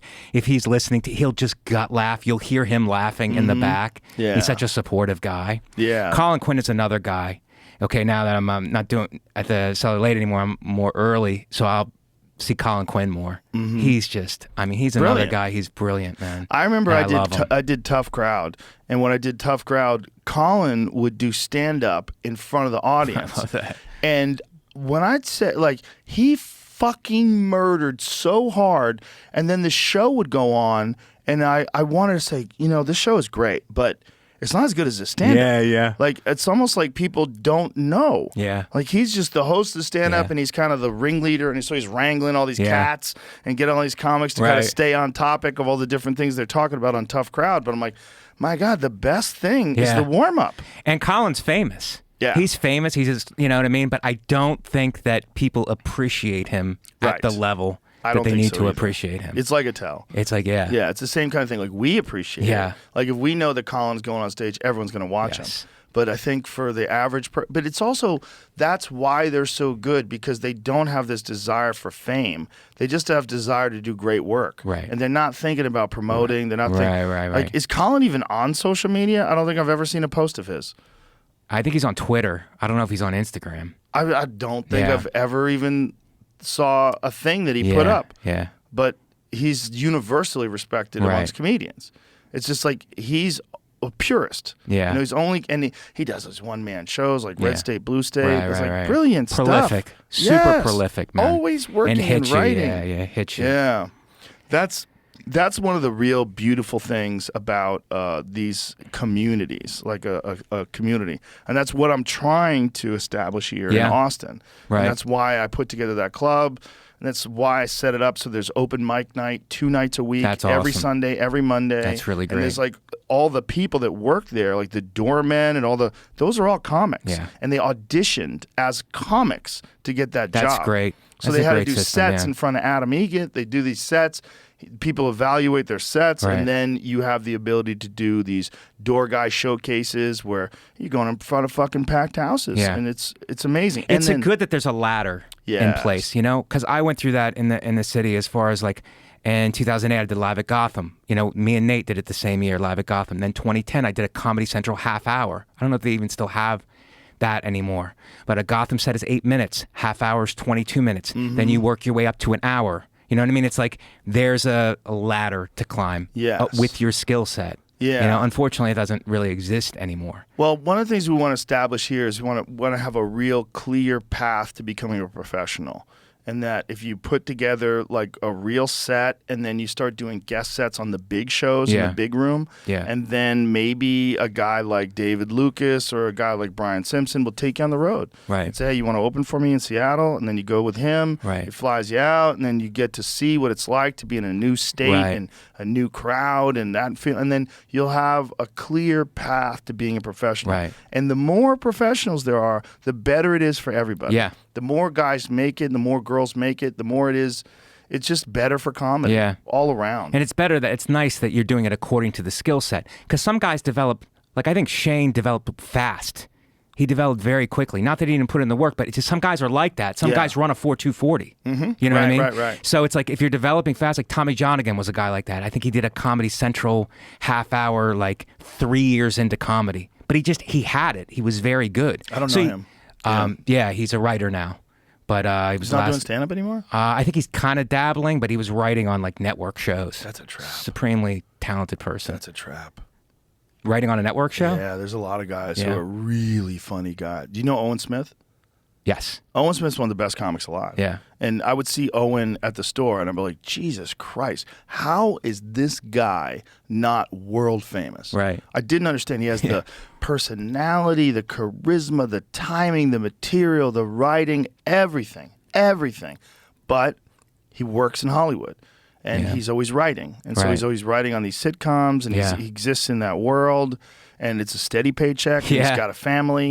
And you get trapped. And I've seen guys get sucked into that, and they don't get the career that they deserve. It wouldn't be a trap for a less talented person. Right. But for him, it's like he should be like... Right, there's some guys that are really good writers, but they're just not comfortable performing, and they don't like it, and it gives them anxiety, and they would rather just write. They're more introverted. But they're really talented. For them, that's great. But there's guys that are talented performers that get that gig, and then they get that steady paycheck every week, and then you get in that system where, there's a new show, we want you to be a co-executive, this or that. Right. And then, you go, well, the wife wants a pool, That's right. The next thing you know, you're trapped. That's right. And then you see these other guys that started even after you, and they're doing arenas. And you're like, oh my God, if I had stayed on the path, I would be doing arenas. Like in my mind, Owen Smith should be doing arenas. Like 100%. When I see him at the store, I'm like, Jesus, that guy's good. But he's on that network path. He's on that sitcom. I think he's a showrunner now, which is great. That's great. I mean, that's really good money. But it's that stability I want the thing. world, as a comic, I want the world to know. I'm like, I want the world to know how good that guy is. But it's the stability versus the... rolling the dice. It's a trap. Just because you're that good doesn't mean you're going to get that kind of exposure. Maybe eventually it'll happen. But you way more likely. You might have to walk through fire. You're going to walk through fire. No matter what. If you don't have a draw, but you do have the skill set, you're walking through fire. I don't give a fuck, because you're going to do a half-filled show in Columbus, Ohio, where they have to paper the room because no one knows who you are yet. And even if you're a fucking killer, it takes years and years. Which is the problem, right? It's like it kind of takes like 10 years of that grind on the road before the word gets out. Or a few years at least. And that's hard to do when you're used to those steady checks, and it's really hard to do if you have people relying on you. That's the hard one. Because you have to explain it to them. You're not going to. You're just gonna take that job, and you're gonna hope that something magic happens, and it allows you to like leapfrog everything, and then just go straight into big theaters and arenas. But it doesn't happen. It really doesn't. Because you're just not focused on it. I get it. Yeah, and that's one of the things that I tell these young comics today. I'm like, the best thing that you could do is concentrate on yourself, meaning that work on your act, and instead of like hoping to get hired to do something, create your own thing, create a podcast. And that's the most freedom you're ever going to have. And it's the best. And you can make vehicle. it whatever you want. It doesn't have to be, and then it's a lot of trial and error. For sure. And it grows. It grows over time.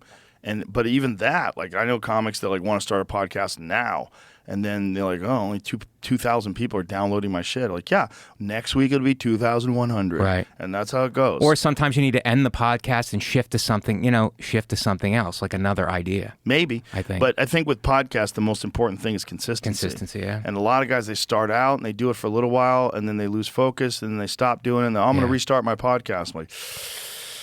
When people say that, that's the feeling that I used to get when people stop fighting, and then they would take like 3 years off and then come back to the gym again. I'm thinking about taking some fights. I'm like, okay. Okay. Right. Yeah, you're lost. Yeah. Because you gotta stay on the path. Right. Because like we were talking about, you're building a mountain out of layers of paint. Right. And if you take a few years off or whatever you're taking off, those layers don't stay at the level they were at before. They deteriorate, and now you have to rebuild. And that's a daunting process. I think, but that's probably the case with anything that's hard to do. Right. I think that's true. Yeah. I think that's true. But I think it's wonderful that you're creating a environment where people can work hard, raise their level, and then they get to another level. Yeah. And they're working their way up. Also, that's very important as far as motivation goes. They're getting to see killers. Yeah. They're getting to see these people like Big J. Okerson was there last Big night. J's And, one of the funniest people. oh, he was amazing. Ari Shafir was there last night. Ari's So wonderful. they're getting to see these people that they've seen on television, they've seen on YouTube, and it's exciting to see them in real life and know. And if that person comes up to them and goes, "Hey, man, I love that bit," like, ooh, when you're a young person coming up and someone tells you that your thing is good, like, oh, it's so exciting. Yeah. But it's a very unselfish thing for you to do because you could be doing whatever you wanted now, and to put your focus back on that by pulling other people up. I It's think also is really selfish. something. It's also selfish because it helps me. It's I wouldn't say it's selfish, but it's not like I don't benefit from it. I benefit from it by having that environment where I can work out. Right. And I know that if you put together a gym filled with killers, Yeah. you could say like, oh, well that's great that you did that for those guys. Yeah, but it's for me too. Right. Because that's what you need. I always tell comics, like, you can't be the funniest guy in Poughkeepsie, New York. Right. Because, like, there's no one else there. And so it's hard to develop, like, a real act. When, like, if you want to learn jiu-jitsu and you're only training with white belts, you're only going to get so good. Yeah. You got to be around killers. Right. You got to be around killers. And that's the thing with comedy, and I think it's probably the thing with music, and it's probably with everything else. You get inspired by the excellence of other people around you, and it raises your own personal expectations. That's absolutely true. Yeah. I know that just from wrestling. Like, you're wrestling in a tougher. You just Sure. you become much tougher. Yeah, I mean, you came out of Ohio. I mean, Yeah. fucking animals come out of Ohio. Yeah. Jesus Christ, Yeah, there's a the team was long very good. history of killer wrestlers that come out of Ohio. But you are as tough as especially for a guy like me, athletically, I wasn't the most athletic guy. So it really depended on the program in the room. If I was in a good program, I was tough. But when the program fell off, I wasn't as good, wasn't as effective. Of course. So 'cause it's hard to push yourself. Yeah. It's hard to push yourself to the level that a great room will push you by yourself. Almost impossible. Yeah. Yeah. That level of competition. And it's the same in stand-up. Mm-hmm. Guys coming out of New York, it's like guys are good. Mark Norman, Shane, these guys, Sam Morrell, these guys, Chris D. Yeah, these guys have all been on your show. It's like these guys came up through that club system. It's also Dan the Soder, camaraderie. Dan Soder was hilarious. my roommate Oh, for that's 10 great. years. I love Dan. Love him. But it's also the camaraderie. Like, no one understands comics like comics do. Yeah. So it's like, that's a place where you can be yourself. Yeah. You no matter what, you're around these people. Like, when I'm around comics, it's not like, oh, there's that Joe Rogan guy, the podcast guy. It's like, no, these are my friends. Right. It's normal. Right. Like, I know you guys. I've known everybody for 20 years. Right. You can hang out. It's more comfortable. It's like they're your peers. Right. That's your group. That's the other thing people don't realize, like how long we've known each other. Yeah. A lot of us. Like, I've known guys in New York, like I've known them for like 20, since I've been there, 20 years. And it's like somebody new comes into the situation and it's all good, but I don't know if they realize how long we've been in that scene together. Right. In a long time. It's a long way to the top if you want to rock and roll. It's a fucking long way. It's not something that's going to happen quickly. And everybody in this world wants things to happen quickly. Yeah. They want to be a millionaire by the time they're 25. They want to do this and that. I have all these expectations and aspirations, which is great. It's great to be ambitious, but if you want to do that with comedy, and you want to write material and you want your act to develop, that is a fucking grind. You are running through rose bushes naked for years. Yeah. And there's nothing other than that's going to get you there. That's right. And it's a process. Yeah. And it's like, that's the thing. You got to fall in love with the process. Yeah. But that's also what helps being around fun people. Because even if it's like a brutal, bloody process, you can still hang out with the guys and talk shit and laugh. And all kinds look of forward to personal it. shit happens along the way too. And it's like you rely on these people for support, or your friends or your peers, and like picking you up and trying to turn it into a bit, or trying to turn it into something, fantastic. Yeah. It's a fun gig, man. It's a fun way to make a living, and it's a fun way to get through life. We were talking about it last night where we just did a show, and afterwards we're all sitting around relaxing and having fun, smoking pot, and I was like, could you imagine living your whole life and never killing? Because like we went through that with the pandemic where like comedy was stopped, and I was like, I guess maybe I'll never do comedy again. Right. I've told this story, but it's a crazy story where Ron White had kind of resigned himself to retirement. And he's like, I think I'm done. I fucking did it all. Blue collar tour. Right. I got a jet. I'm gonna fucking sell my boat. He's like, I'm just gonna fucking relax. I got money in the bank. I'm gonna play golf. Right. And then we did a show in November of 2020 at the Vulcan Gas Company down the street on 6th Street. And Tony Hinchcliffe had the show. He put it up, and he put Ron White up. And I was already talking about putting together a comedy club. I was trying to find a spot, and then I was actually telling everybody I think I found the spot, and I wound up not using that place and getting another place. But Ron goes on stage, and he hadn't been on stage in like a long time, like 8 months or something like that. Went on stage and fucking murdered. Wow. Murdered. And then he comes off stage and he grabs me by the shoulders. He goes, whatever the fuck we have to do to keep doing that, we're going to do it. That's great. He goes, get your fucking club open. Let's go. And I was like, God damn. That's It was great. like he had electricity coming off. Yeah. Like, Yeah.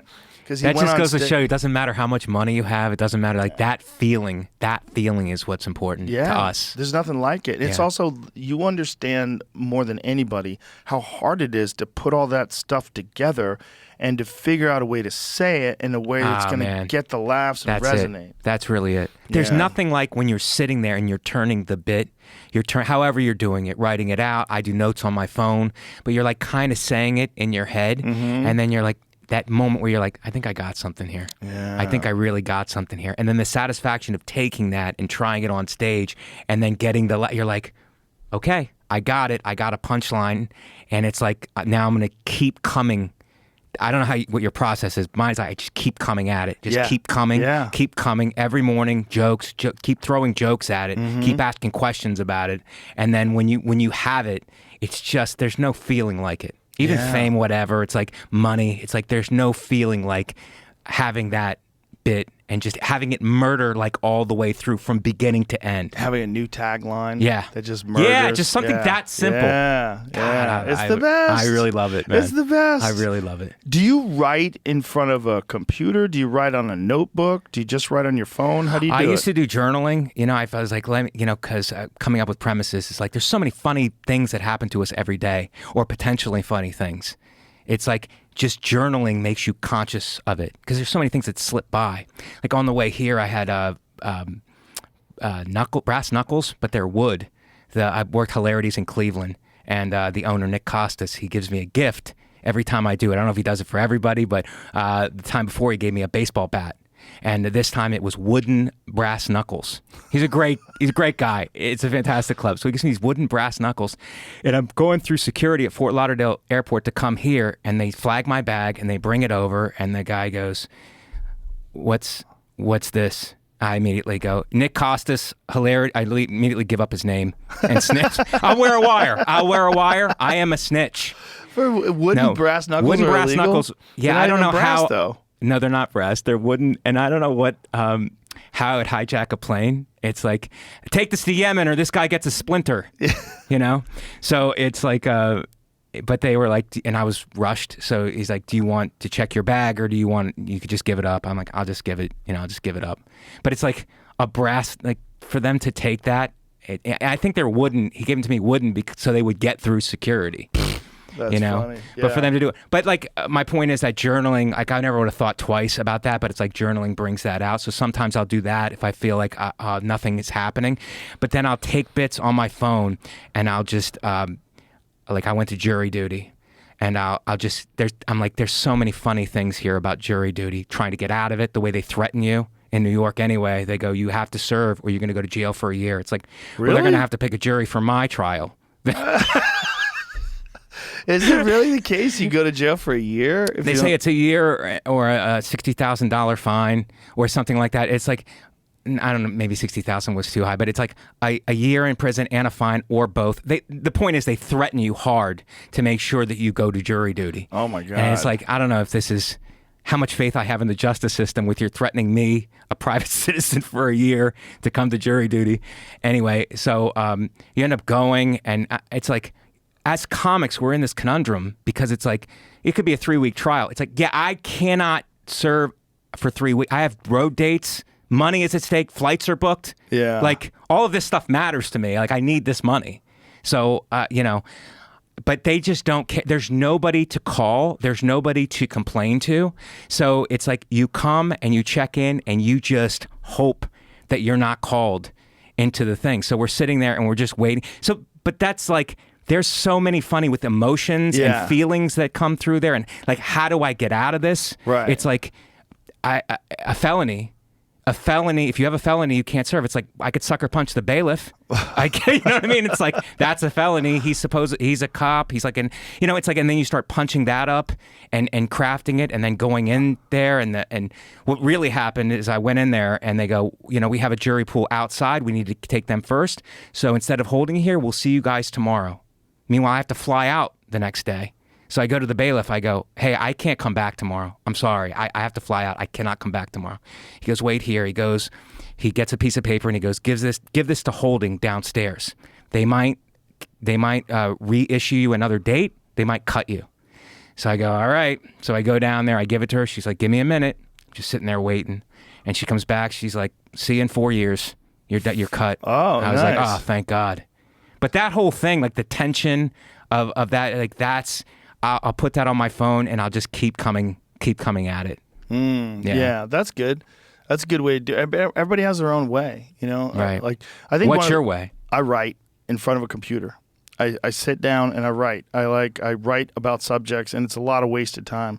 Like, there's a lot of it that's fucking useless, but I have to find out where the jokes are. Right. So I'll write on a subject and I'll just start expanding on that subject, and then I'll come up with one funny thing, and then I'll take that and I'll copy it and paste it into a new file. That. Yeah. And then I'll write with that thing, that like one paragraph that I think is funny, and then I'll expand upon it. And then I'll come back to it the next day and I'll smoke some weed and drink a cup of coffee and stare at it some more. And then I write like basically an essay.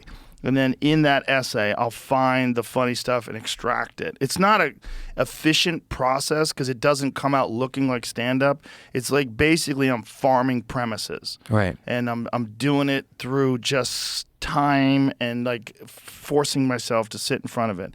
And so I do it a lot of it at night, which is kind of hard because I'm tired. And it's like sometimes I'll like literally see myself like nodding out in front of the computer while I'm writing. But if it's just one fucking line, like I have one line in one of my new jokes that came from that, and it fucking murders. This one line that's like a new bit, and this one line like defines that bit, and it came out of the middle of the night. Right. It was like 2 o'clock in the morning, and I'm just sitting there writing like, Yeah. Like, oh, there it is. Yeah. There it is. That's what I was looking for. I'm panning for gold. I love that. And then that. I'll find that, I'll copy and paste it, and then I put them all on my phone. So then if you look at my phone, I go into like, I have a material folder, and it's all like stuff that I've written over the last few months. That's great. And it's like I go over those bits, and then I know which ones are in the act right now. And then the ones that aren't in the act, when I'm trying to add new stuff, then I'll take that, okay, let's talk about this. Boom. And then I'll put that up on the computer, and then I'll start writing. And then when I want something to be really memorized, like the little Post-it notes or the little index cards, that's when I write down physically with my hand, because that's what really commits it to memory. Writing something down, it commits things to memory far better than any other way. I think that's true. So do you take a note card up with the new material on it, or you're just developing, the beats in the bit? Yeah, I don't bring notes on stage. Yeah. I lay out those notes on the coffee table if I'm doing an arena or even a theater. Sometimes I'll do it. If I do it at a comedy club, I just have the notes on my phone, because it's more casual. But when I do like actual physical writing, we're trying to come up with new ideas, I can type way faster than I can write. Right. And I don't have to look at my fingers. So I could just look at the screen, and in the process of writing, like if I'm sitting there, I get into like a trance where I'm only thinking about the ideas. Right. But it's hard because you get distracted. You want to surf the web. You want to look at YouTube videos. Right. You just gotta like I'll like say, okay, you're not doing jack shit until you have 900 words. And great. after you have 900 words, then you can fuck off and do Right, whatever you right, want, right. or not, depending on if you're hot. If you got something. Yeah. But you want to keep that. I mean, I might get something 1 out of 10 times, so it's like 9 times. It's a trudge. Right. But I know that if I do that 10 times, then I'll have a bit that I didn't have before. But if I don't do it, that bit doesn't exist. Right. That's like the Stephen Pressfield, the guy who wrote The War of Art. He talks about that, like summoning the muse. And then if you are a professional and you sit down and you just do the work, those ideas will come to you. But if you don't, you don't sit there and summon that muse, they're not coming. And I know that's a weird, painful, goofy, uncomfortable process to just sit there and not have anything to say. It's messy. Yeah. The whole thing is messy. But yeah. That's the way to do it for me. Yeah. For me. Right. I also take notes, like if something hits me during the day that I think is funny, even if it's not a joke, just something peculiar. Sure. I'll write it down in just general notes. But then I'll have like topics like jury duty, working on this thing on the electric chair now, and it's just like use that as a topic. It's like I got a couple of jokes that are working there. It's like why not keep coming at it until it's a solid bit. Well, it's the thing that we were talking about before. It's like the process of getting good as a comic. It's a long process. Right. And the more you can do, like listening to sets, watching sets, watching other people perform, writing, the more you put in just overall time and hours, that's going to manifest itself in better performances and better material and better sets. It's just, there's no other way to do it. And when I talked to Shane about his act, like, I'm like, dude, your fucking material's so good right now. It's so exciting. He goes, it's all I care about. He goes, it's all I care about. It's really great. Yeah, but that's why it's so good. It's like, he cares so much. It's all he cares about, which is why it's so hot. Right. And that's the fucking thing, man. It's just how much attention and energy are you putting into it? Even if you're not going to sit down and write the way that you do, like, and you don't feel like it, maybe you traveled that day, maybe something else happened. It's like, just check in on them. Like, just check in on the jokes. Just see how they are. It's like maybe you have a cup of coffee and just you're burned out. You did it, whatever. It's like maybe just have a cup of coffee and check in. Just commit it to memory. Commit it to thought. Get those ideas bouncing around in your head. Right. Yeah. Right. It's a fucking process, man. But and that's what I wonder. Like, I wonder if ChatGPT is going to bypass that process, and people are not going to need that anymore. I mean, hopefully, I'm gone by that time. I hope to be out of I don't know, man. I hope to be out. I don't know if then. it will be. But I'm excited to have you at the show tonight. It's good. We're gonna have a good time. There's 2 shows tonight, and then there's also 2 shows in the little room too. We run 4 shows a night. I can't wait to see it, man. It's exciting, my friend. So cool. Tell everybody about your special. How can they get it? There it is.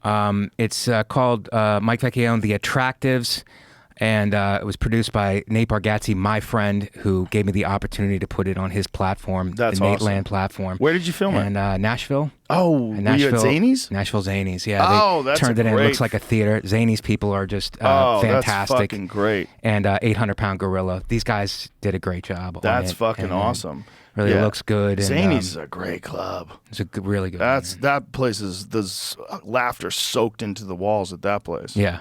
It's unbelievable. So you could find it on YouTube, Mike Vecchione, The Attractives. Can I plug my social media? At Comic Mike V on all social media platforms, at Comic Mike V. All right. Well, thanks, brother. Thank you so much for having me, my man. Pleasure, I really my appreciate pleasure. it. I really appreciate what you're doing. Very, very funny guy. Thank you, buddy. It's fun to see. And we're going to have fun tonight. All right. Thanks, buddy. All right. Bye, everybody.